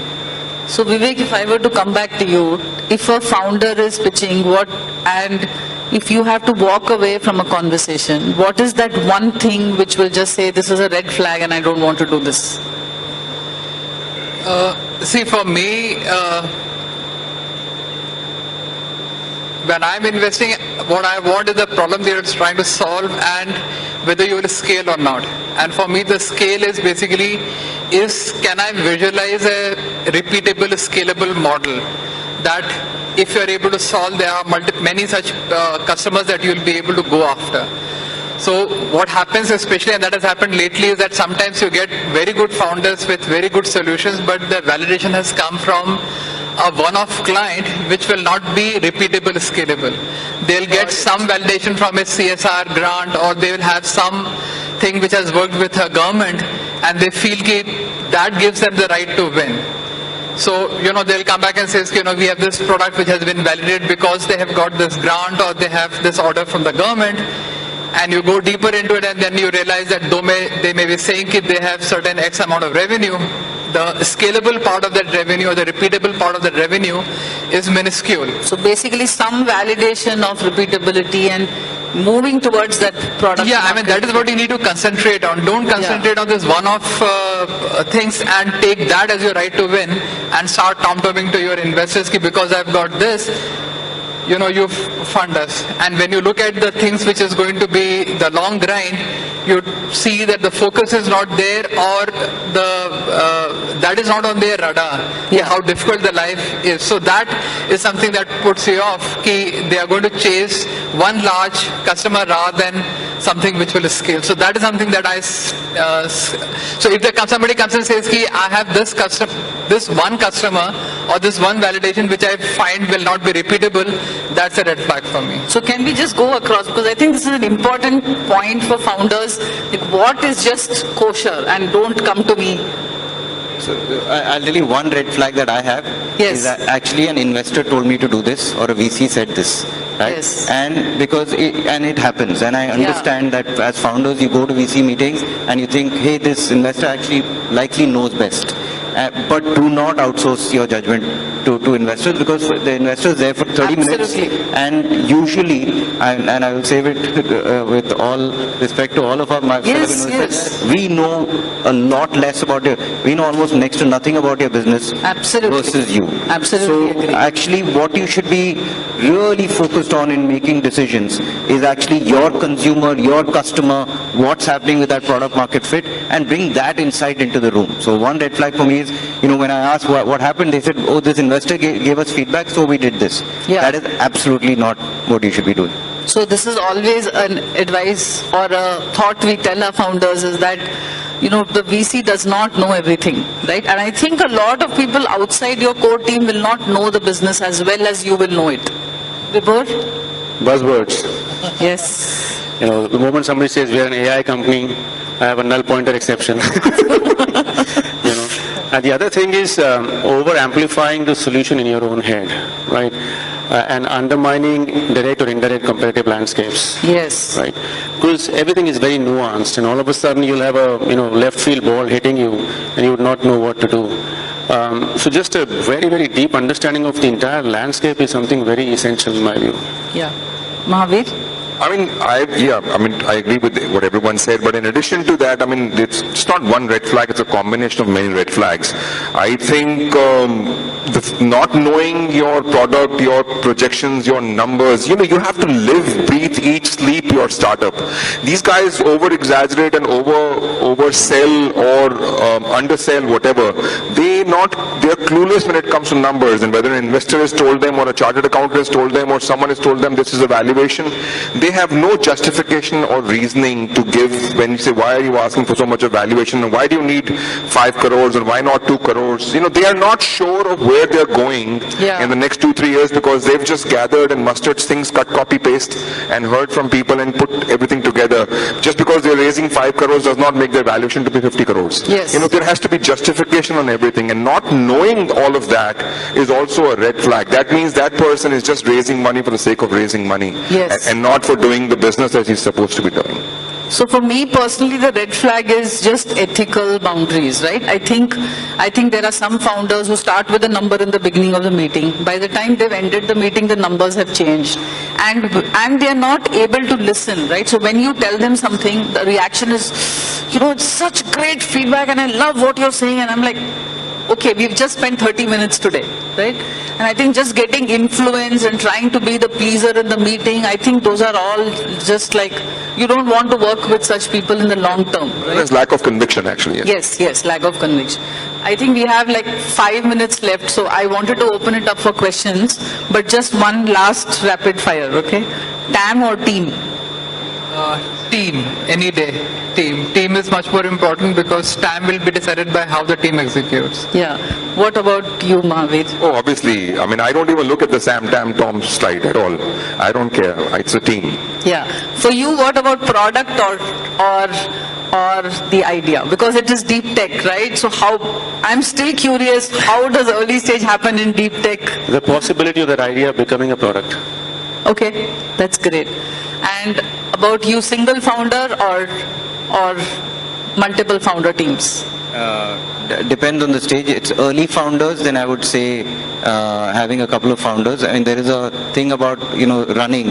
If you want to run fast, you go alone. If you want to run far, you go together. So absolutely.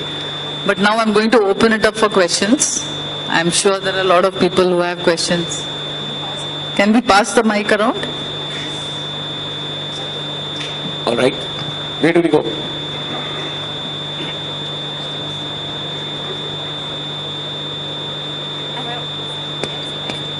Keep your questions short because I want to have at least 3 questions. Yeah, sure. Am I audible? Yeah, you are. Yes. Yeah.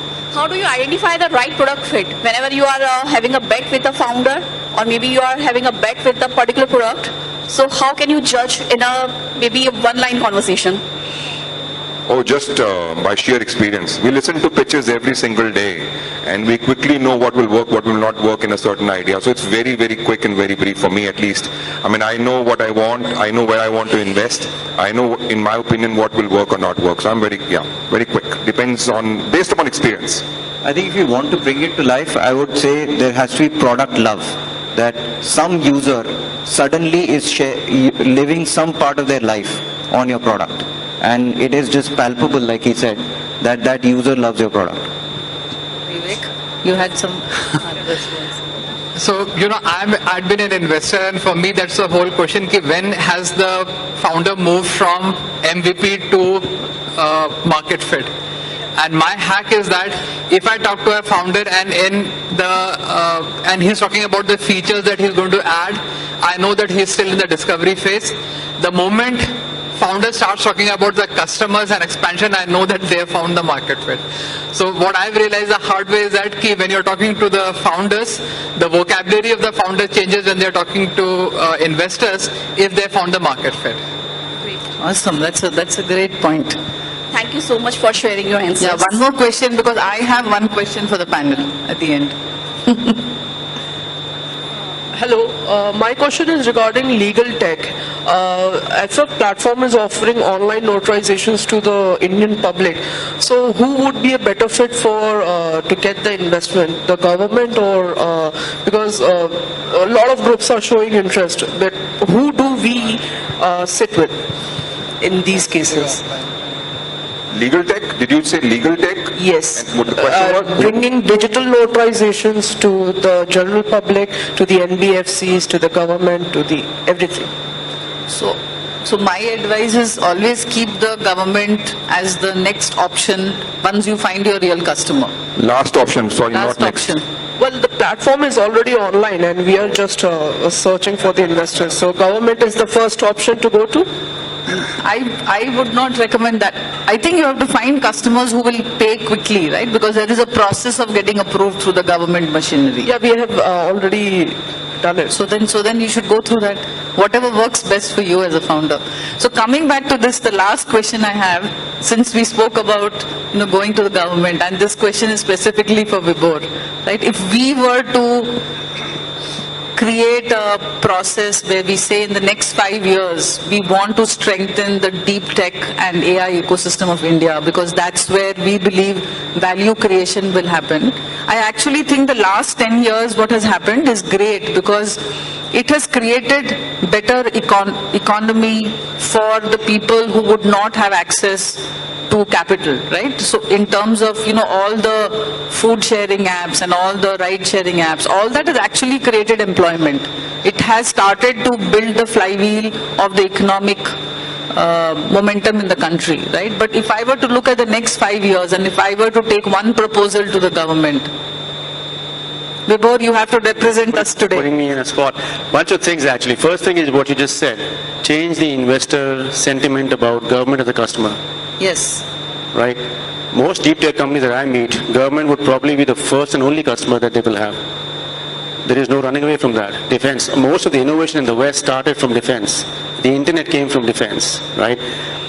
In the US and Europe, people are happy that you're working with the government, because that means it'll see through. Yes. Commercialization will happen. Yes. It isn't the case in India. So first thing that has to change is that. Second thing I believe is that the way we have PhD done in our country has to change. Right? There is basic research, there is applied research, and there is user-based research. I think a lot of emphasis has to be on applied research and user-based research. Which are the problems worth solving? You don't need citations in papers, you need PhD to entrepreneurship pathways. Got it. The third thing is we need a blended stack of capital. If you look at deep tech, Series A and Series B beyond, nobody's picking up these companies for the heavy lifting. Yes. Show me traction, show me, commercialization. If there was any commercialization, they wouldn't need venture capital so much, right? And deep tech is not something like your B2B and B2C, pump in more money and things will happen, right?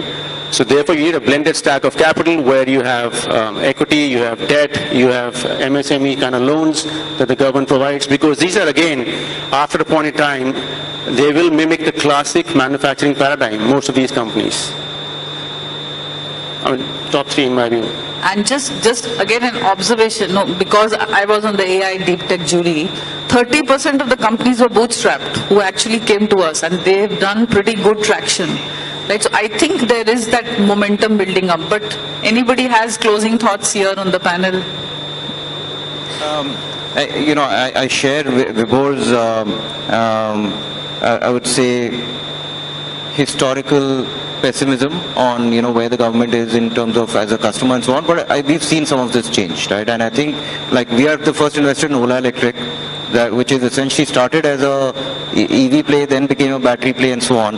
I don't think that could have been possible without the debt capital balance sheet, and I think it's very important what Vibhor said. As a founder, you have to think of not just equity funding, but multiple other ways of building your balance sheet in order to go after this opportunity.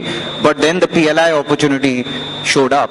That's what made that entire thing show up, right? So as a founder, to think of these different capital bases, but I do think, I used to be there saying government is the last customer, but what I've seen with, for example, the payments ecosystem actually now starting to get all the subsidies on time on a quarterly basis, as well as the EV ecosystem starting to happen, I think some of this is changing. But I also work for an Israeli startup. Everything came out of defense. We don't have that talent density and ecosystem. You have anything to add here? I mean, it might have come out of defense, but drone tech was killed in India because of dependence on government. I think we were lagging behind. Blockchain, with the stigma of crypto, is kind of stuck because of all of these things, and there's so much that blockchain can do. I think I somehow feel that from land records to birth, death, whatever degrees, there's so much that the government can help enable deep tech, but I don't see that happening for some reason or the other. And that is where, as an early stage investor, I become wary of a startup or a deep tech company that will depend on a government or governments across the world. So it is a challenge. I don't know if these 3 points will help solve it, but a lot of shift has to happen. Anything to add, Vivek? Yes, I work very closely with the incubators at various IITs, from IIT Madras to IIT Kanpur, and now even Plaksha universities. And I think that thing is changing, because deep tech, if you're talking about the startups, at the end of the day, the first research has to happen. It's only once you have that, what the fundamental research is there, that will translate into some kind of product. So I think that is changing. I work very closely with IIT Kanpur, and some of the startups there in the deep tech are really interesting. We are working with Plaksha also. We have this center of excellence. They have the concept of grand challenges, which we are where the deep research is going on to identify the right problems and solving that. So that I think the university will have to be a big part of the research, the deep tech ecosystem. Yeah, so just as a closing note, I'm part of the organizing committee of Startup Mahakumbh, and I've seen the immense effort selflessly which everybody has put in, because we believe that this decade belongs to India, right? Absolutely. And it's great that we are having these very difficult conversations and challenging each other instead of, all of us coming and appreciating each other and not talking about the issues that matter. So thank you for all of you for taking the time out, and it has been a pleasure moderating this session. Thank you, Chan. Thank you, Chan.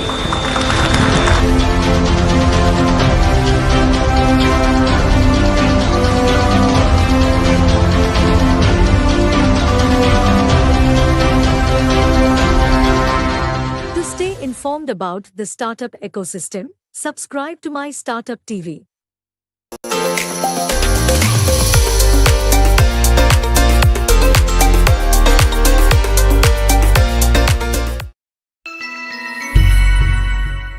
For myself, Dr. Labani Ray from CSIR NGR, National Geophysical Research Institute.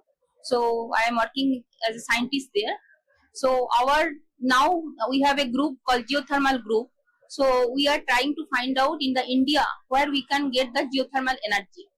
So geothermal energy is one type of energy where from the Earth's heat we want to find out the heat. So what is the basic principle is that inside the Earth we have to find out the zones where it is hot is there. So what happens when rainwater percolates, it goes inside and become hot and come out as a hot spring. So first thing we search where is the hot spring. So last 30-40 years, there are many studies by the GSI and GRI. So they found out where is the hot spring exist in the India, and that area we do for the further study. So after we get the hot spring, we try to see what is the temperature of the hot spring. So we generally go for the area where it is more than 50 degrees centigrade. So what we do first? So first we search the hot spring, then we go for doing the different survey to find out what is our aim, to find out where is this fracture zones and what is the depth where we can get the hot water. So first we do the different geophysical survey. So this is the field setup. This is called seismic survey and this is called gravity survey. So what is there in the seismic survey? We give the seismic wave. Seismic wave means we do the blasting, and then seismic wave go inside and then map the area. So in the map we can find out where is the fault structure, how is the structure inside, how many layers are there. Then the gravity also we find similar thing but the different method. This is gravity means it gives the density variation. In seismic it gives velocity variation. So combining both we can get the structure inside that region where the hot spring is exist. Then what we do the different resistivity survey. There are different resistivity survey which gives different depth of investigation. Like this is called ERT, it gives up to 200 meter depth, and then this gives up to, this is EVRI, it gives up to 1 kilometer, and that is magnetometric, it gives up to 10 kilometer. So in all this method, our aim is to find out where is the conductive zone and where is the resistive zone, because conductive zone means it is, if the material is hot, then it will be generally conductive. So we try to find out what are the conductive zone, and also we can find out by this method how is the fault is exist. Like we can see there are two zones and in between this is there. That means this is the fault.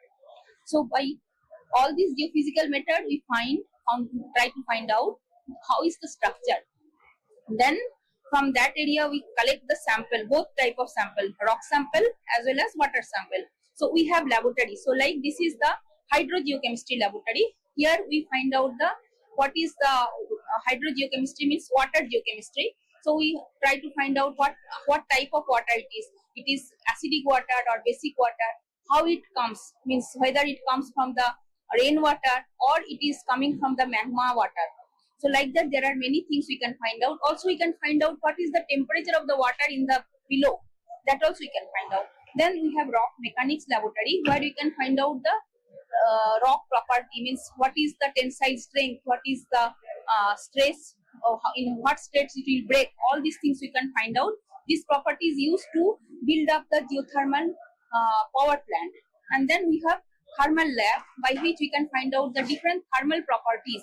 So all these lab, we have all lab in our NGRI, and we can find out all the properties of the water as well as the rock. And then we have a thermal measurement instrument. This is the thermistor probe, thermal probe. So it can go inside the borehole and find out the temperature up to 1.5 kilometer depth. We have facility, and then we try to finally find out what is the structure of that area, so that, because if we go inside, temperature will increase. Even if Hyderabad, if we go 5 kilometers below, we will get maybe 80 degrees centigrade. But our aim is to find out within 1 kilometer or 1.5 kilometer, it should be 100 or 200 degrees centigrade. So our search is to find out where the hot material is up. Means, so like that. Then after getting that area, we try to build the geothermal power plant. So we give our output to the industry. We do not do this. We generally not involved in the industry part. So industry part will take, and then they will do the borehole. So they do the borehole, 2 boreholes. In one, they hot water will normal water they will supply, and then it will become hot, and then it will come out. And when it will come out, it comes as a generally it comes as a steam, and that steam is used to find out the to run the turbine. So, and like that, the geothermal energy is used. And hot water also used in the cold places like Himalaya. There we don't need, even if it is not 100 degree or 150 degree, even if it is 60 degree, that will be useful, because we know that there in the winter season all the things are freezes. So even if we have a borehole which gives 50 degrees centigrade, that is also useful for them in the hot winter season, for drinking water, for daily cooking, everything. In the border area where people even getting water is difficult. We have seen in the Ladakh area, it is very difficult to get even water in the winter season. So we are trying to investigate in the 2 area now in GRI last 2 years. One is in the Ladakh area. We are doing this experiment, and another we are doing in the central India, Tattapani. So in both areas, we are trying to find out at what depth we should go to get the geothermal energy. Thank you. To stay informed about the startup ecosystem, subscribe to My Startup TV.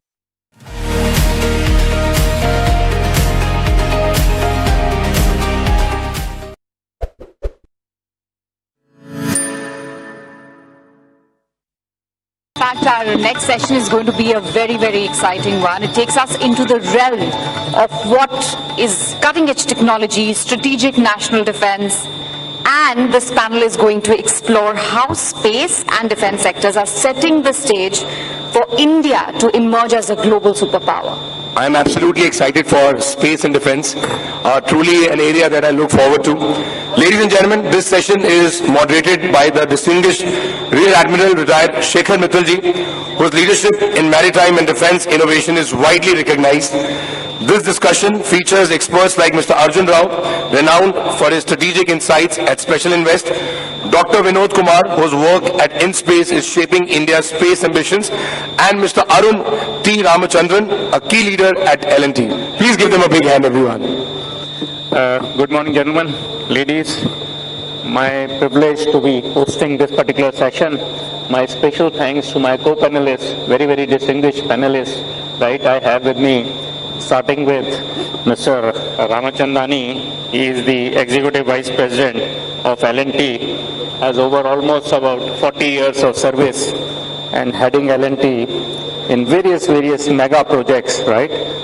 And then we have also Dr. Vinod Kumar. He is Director InSpace. You will hear a lot about this particular agency, which has done remarkable work in last 4 years in opening up the space as far as NGE is concerned, non-government entities are concerned, the regulatory side of the space, commercialization of the space activities.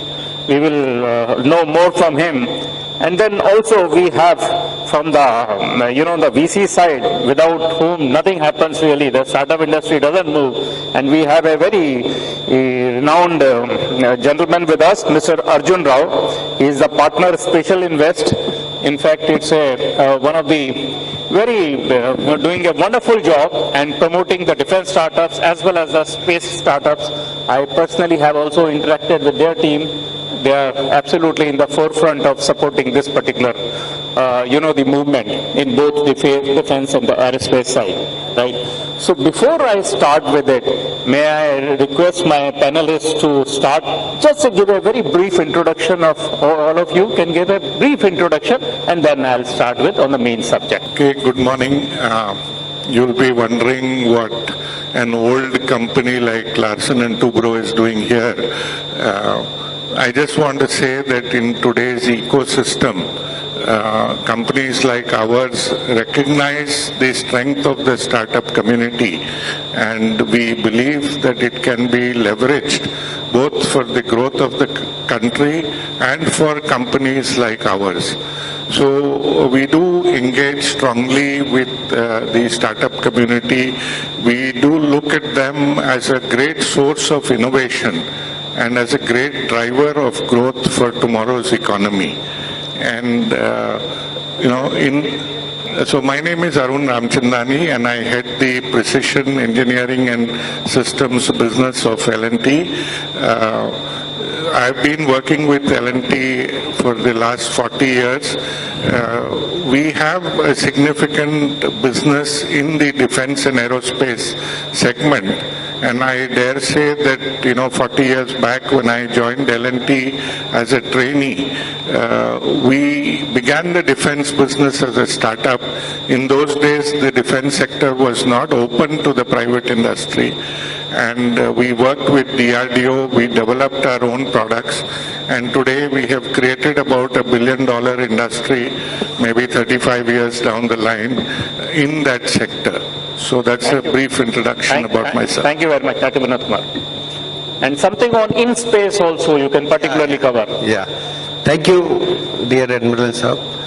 Very good morning all. How many of you know in-space? Please raise hand. Very few know. So it's the right thing you have told that I should tell. Yeah, I am Dr. Vinod Kumar. Basically, I am Director Promotion Directorate at Indian National Space Promotion and Authorization Center. So it's very nice. First of all, thanks to the organizers for bringing out such a nice panel discussion. So in space, you know ISRO? ISRO, how many of you know? Yeah, couple of. So see, before 2020, ISRO was doing every activity in space. Means they are launching satellite, making satellite, and having own orbital slots, etc. But it was in 24 June 2020 when Honorable Prime Minister announced the space sector reform, where each company, those who are early working as a vendor or new companies, can take up any activity in space which ISRO was doing.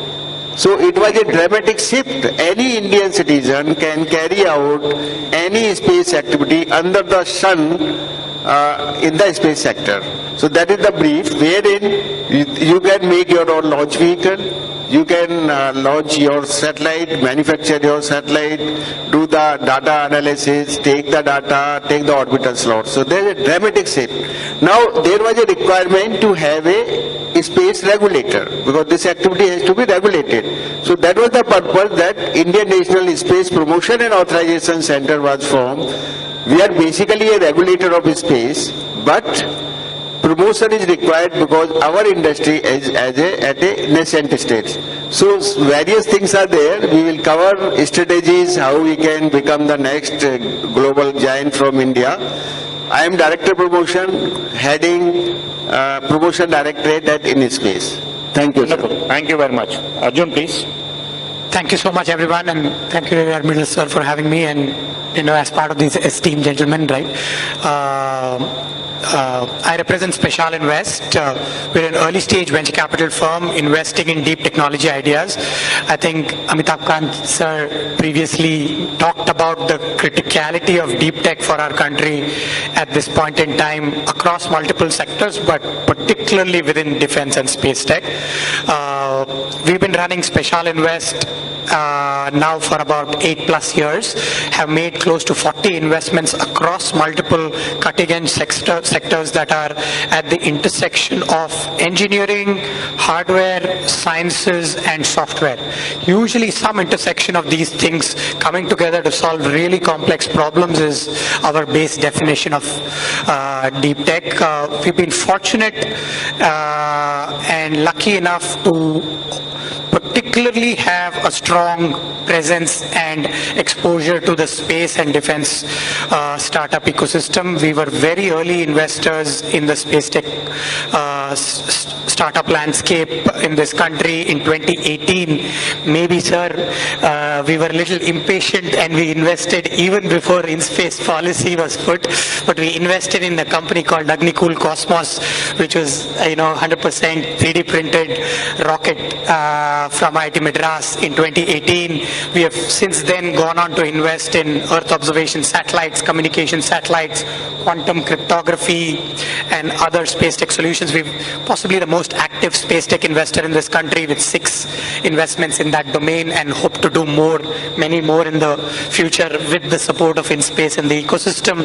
Of course, none of this would be possible without sort of, riding on the shoulders of giants such as ISRO or even LLT for that matter, right? The talent pool and this ecosystem, right? So we're very excited. We're of course doing things in energy, green hydrogen, in defense and communication as well. 40+ companies, 8 years, a little more than $100 million that we have accessible to us. But what drives us every day is working with young entrepreneurs who are trying to, young and old entrepreneurs for that matter, who are trying to change the landscape of Indian defense and space tech, and for India to be a very, very strong force. So thankful to be here, and thank you for having me. Thank you. That's a nice. So basically, let's get into the subject for the day. The next global giants from India. Yes, being an optimist and a co-founder of Rakesi Marine, a company which has won the first Aditi 1 contract, right? And this is for the fabrication design of XL UUV, which is extra large unmanned underwater vehicle, right? Which was in the wish list of the Navy for last 20 years. And now this project has been given in an open competition by IDEX. We'll come on the IDEX a little later for those who are not aware of it, by MOD, right? Ministry of Defense, Indian Navy. And the point of significance is this vessel, entire vessel, as I said, will be powered by a totally indigenous software developed in-house by our team. Right? That is the biggest of the plus. Indian Navy, mind you, was waiting for last 20 years for the project. The next important point to note is which of the other companies world over who are doing this development. And you will read about only the giants, big giants like Boeing, like ELTA, like the Naval Group, are the ones who are working on this system. And if these are the type of projects which are being given to startups like us, Rakesi Marine, and there are many others who are doing a phenomenal job, certainly as far as the Indian defense startup is concerned, or for that matter space startup is concerned, we are on the right path, right? So it is a time for celebration, but then what has to be seen is, do we really, the trust what has been reposed by the system, are we able to meet that particular thing, the specifications what has been given, right? Now same is the story, as we mentioned in the space sector with the Agnikul, right? They have done a phenomenal job, and you talk to the large number of VCs who have really committed funds at the early stage, right? And these sort of success stories rubs on the system and provides further impetus to the startup setup. As per InSpace website, nearly 400 startups are active and more than 300 million has been raised in funding by the space startups. And same is the story, right, with the defense startups. Large number of startups have raised funds. You would have read yesterday's news only. Tonuo had raised large amount of funds, 4th stage of funding before the IPO. Idea Forge, Sagar Defense, Planes, Rakisi Marine. There are some others who have succeeded in raising good funds on account of clear visibility as far as the order book is concerned and the demonstration of the execution capabilities as far as the project is concerned. But likely order book with each of these startups post-successful demonstration of the prototypes is in hundreds of crores with each startup. Like today, the Rakisi Marine has a clear visibility of order as on today, almost of over 400 to 500 crores. And this is just within about a year and a half, about 2 years or so. It does shows that these startups are on the right trajectory to meet indigenous requirements of high-end weapon systems.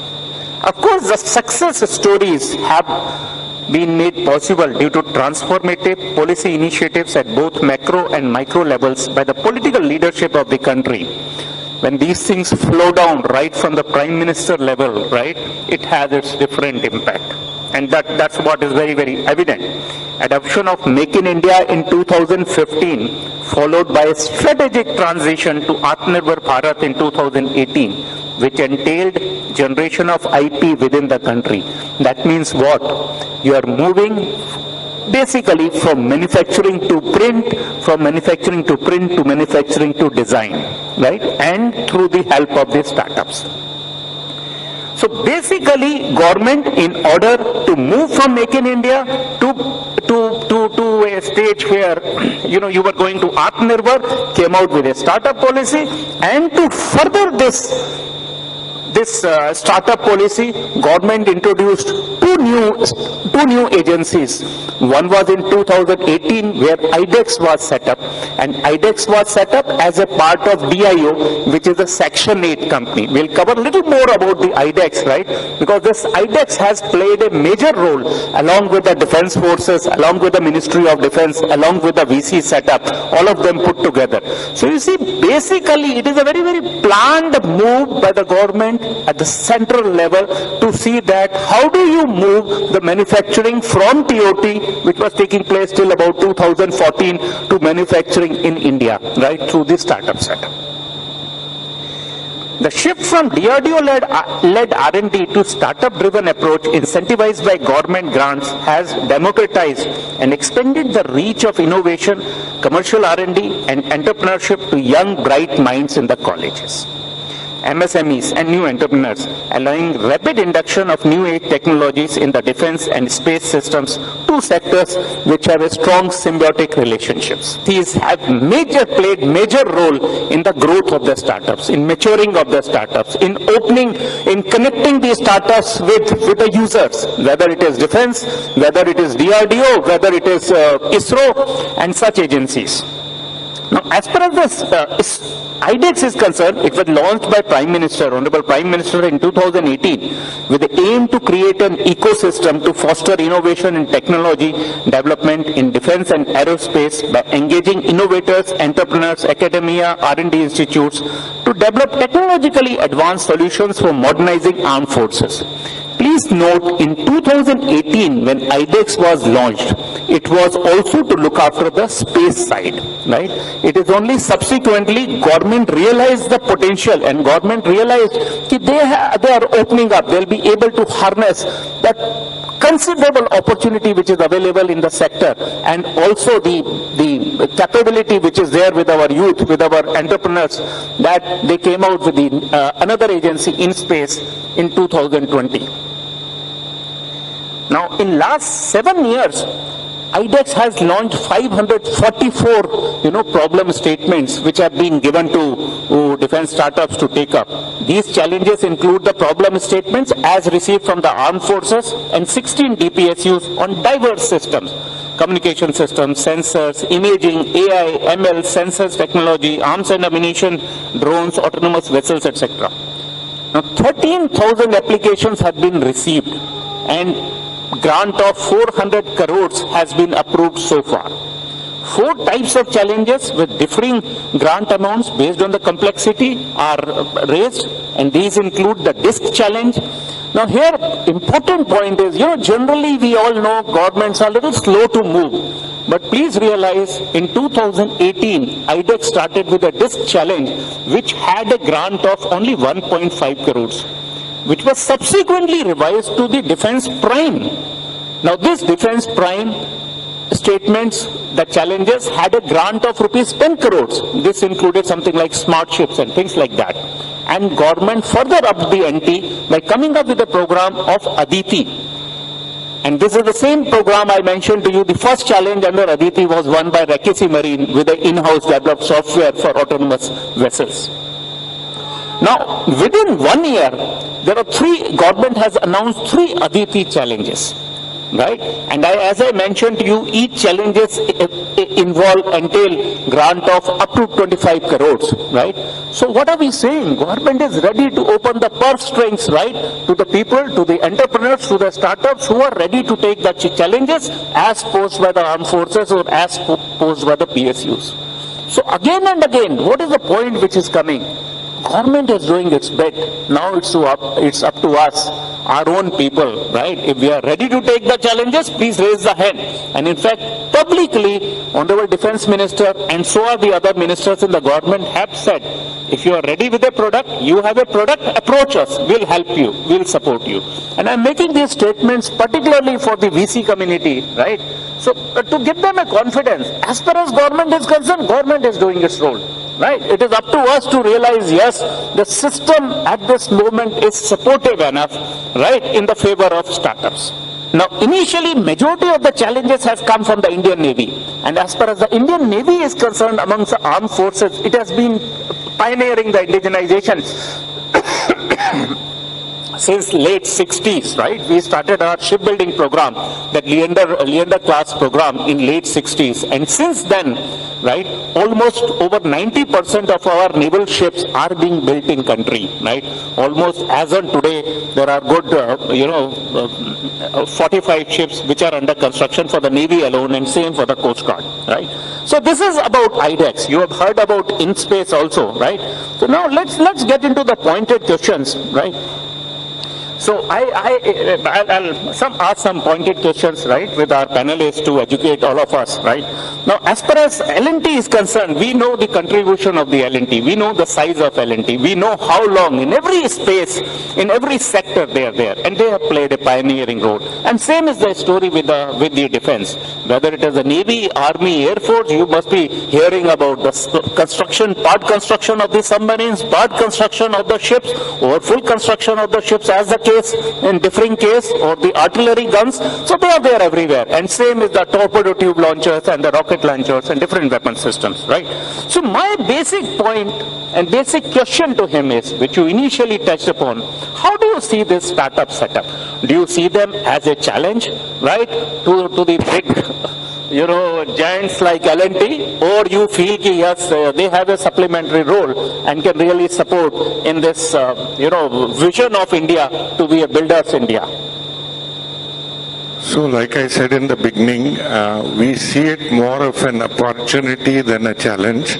We believe that this is an ecosystem that can be harnessed for innovation, that can enable large companies like ours to innovate quicker and to democratize our innovation. So broadly, I would say it's a huge opportunity. Of course, many of them with their disruptive efforts could be challengers to people like us who are established, and we are very cognizant of that, and we actually look at how we can leverage their strength for our development. Great, sir. Just one more thing, since L&T has been involved in big projects for a considerable time, what problems you envisage startups will face, in ramping up to the level what we are talking about today? Some advice to the startups? Yeah. So, if there is one thing that my journey has taught me, that there are no shortcuts in life, and, the road to success and sustainable success is a hard one. And, for all those startups who are aspiring, who have innovation, converting innovation into a sustainable business model is something which requires a lot of effort. It requires building organizations. It requires building capabilities. It requires penetrating the market. It requires building reliability into the product. And especially in a sector like defense, where product reliability is very critical. It doesn't suffice to have an idea which works in the lab. You have to take it out there in the field and manage the multiple challenges which the field throws up. I think you've hit the nail. It's very, very rightly said, converting innovation to a sustainable business solution, right? These are two different things, and they need to be worked upon by the startups. Very, very relevant point here. Dr. Vinod, I have a couple of questions from your side, right? I am not so well aware of in space. Of course, for this panel, I did do some research. But tell me, you said you are a regulator. Does Department of Space officially recognize you as a regulator? Is that the role which is given to you, or it is a assumed role? I saw somewhere it's an autonomous body. I saw somewhere the crest of Government of India is being used, right? So what is the exact position? Suppose a proposal goes from you today, is it binding on the Space Department, Ministry of Space, or how does it work? Just in very short, brief. Excellent, excellent question. So we are attached to the Department of Space because Space Activities Bill is pending. So it is in the last stage which will be put in the Parliament at any time. So we are a Government of India body, we are a regulator of space, but since now we have to regulate the activities of government also, like ISRO and private companies also, so we are supposed to be an autonomous body. So we are formed with a cabinet decision, and gazette notification is already there for that, and we have submitted the Space Activities Bill to the committee. At any time it can come in Parliament, then we are fully autonomous. So how much budgetary support you get year after year? It is from Department of Space, because the department is required to be for that. So can I come to the point of title of this talk, where space global giant? Please. Yeah, very interesting topic, that what all we are doing, what all is required to become a global giant. So I will divide it into two parts. What are the core pillars to become a global giant? What are the strengths of India? So what is the cost-effective solutions? We are known for cost-effective solutions, be it manufacturing, be it IT solution, be it sending satellite to Mars, Moon, or anything for that. So that is our core. We should use that to become a global giant. And we are sure that in that direction our companies are working, and they are much ahead rest of the world companies, except one or two countries. Second thing is the real-time data-driven solutions. We have been working, our company, our private startups, we were operationalized in 2022, and in 2014 there were one startup only, and presently we have 300 plus space startup. So there's a big jump. We are the world leader in registering companies plus providing various kind of solutions. The third approach is the advanced in-house technologies. If you come these three things to become a global giant, additionally you need the demand for that. For sustainability you need the demand. So if you count last 1 year and so, I can see around 50,000 crore worth of opportunity is there for the private companies to work in the space sector. This include a small part of ISRO budget as well, because whenever ISRO is taking the subsystems and other things are done, 60% of that is from the private companies. So we have a lot of money demand from the government. Additionally, as a part of decadal vision and strategy, where we have devised the strategy for the Indian space sector, we want to take it from 2% to 8%. Our target is within next 10 years, by 2033, our economy, our share in global economy should be around $44 billion. To that we are working with all central ministries, state governments, in addition to the private companies and individuals for the demand generation. That is a very important. 50,000 crore is from them, from the government only. It doesn't include defense budget. If you do that, it can be other strategies. Maybe I will take up later. But I need to tell what all we are doing is the transfer of technology. Over 80 technologies we have transferred. Lab utilization. We have established a 100 crore lab where you can carry out the activities, your design activities, testing and take to the launch pad. We have the co-working space also. Strategic funding, we have the scheme from pre-incubation entrepreneurship development program up to the seed fund scheme where 1 crore we give. Technology adoption fund of 500 crore where up to 25 crore one company will give. And venture capitalist fund is also there, which is 1,000 crore alternative investment fund. So fund of fund for deep tech is already announced by 1 lakh crore by the government in this budget. You see expertise, we have the residence expert pool at our payroll where they are available for your consultation free of cost. We have technical consultants. 1 minute I will take because most of the time went in the introduction. Then comes the talent development and skill development. We have already conducted 9 courses in space domain which are very important to develop the skill.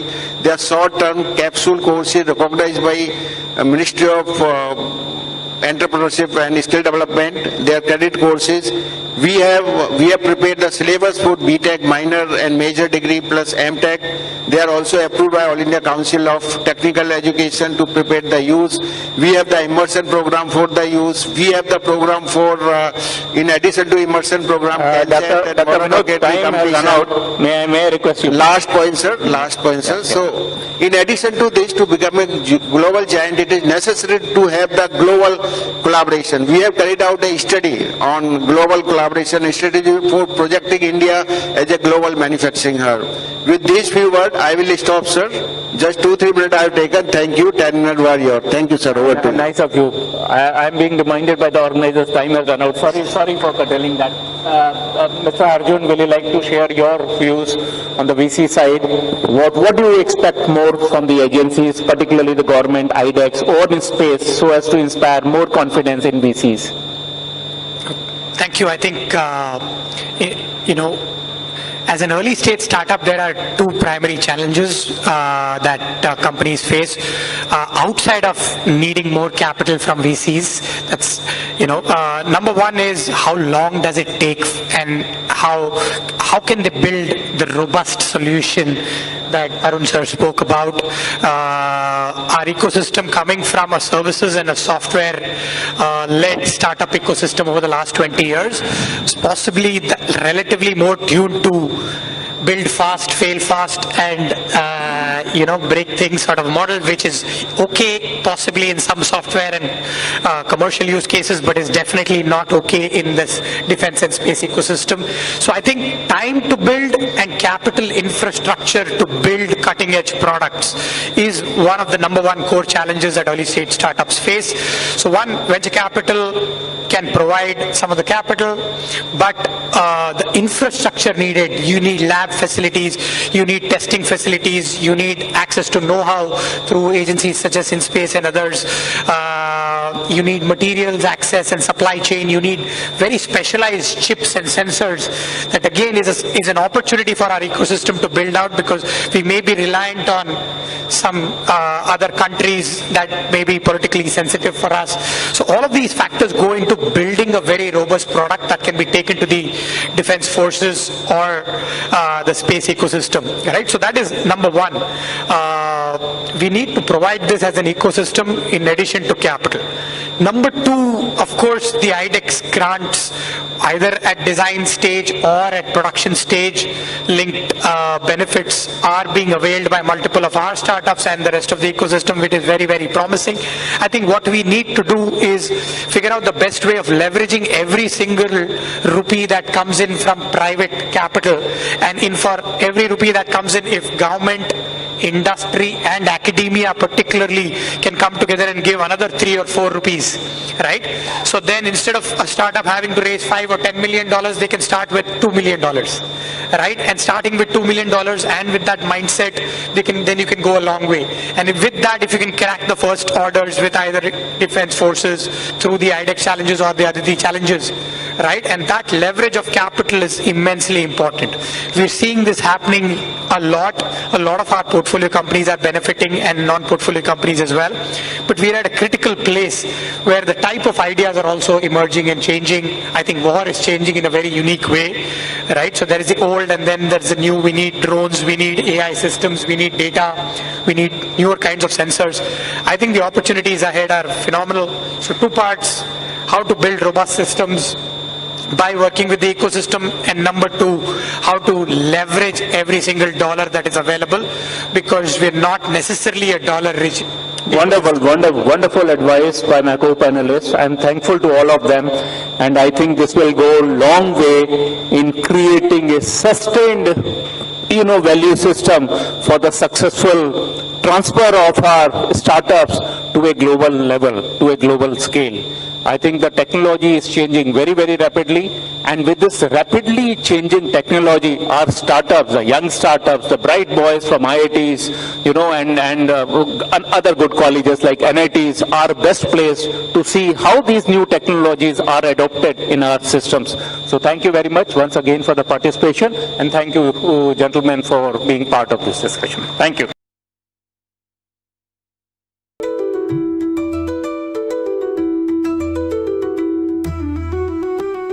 To stay informed about the startup ecosystem, subscribe to MyStartupTV.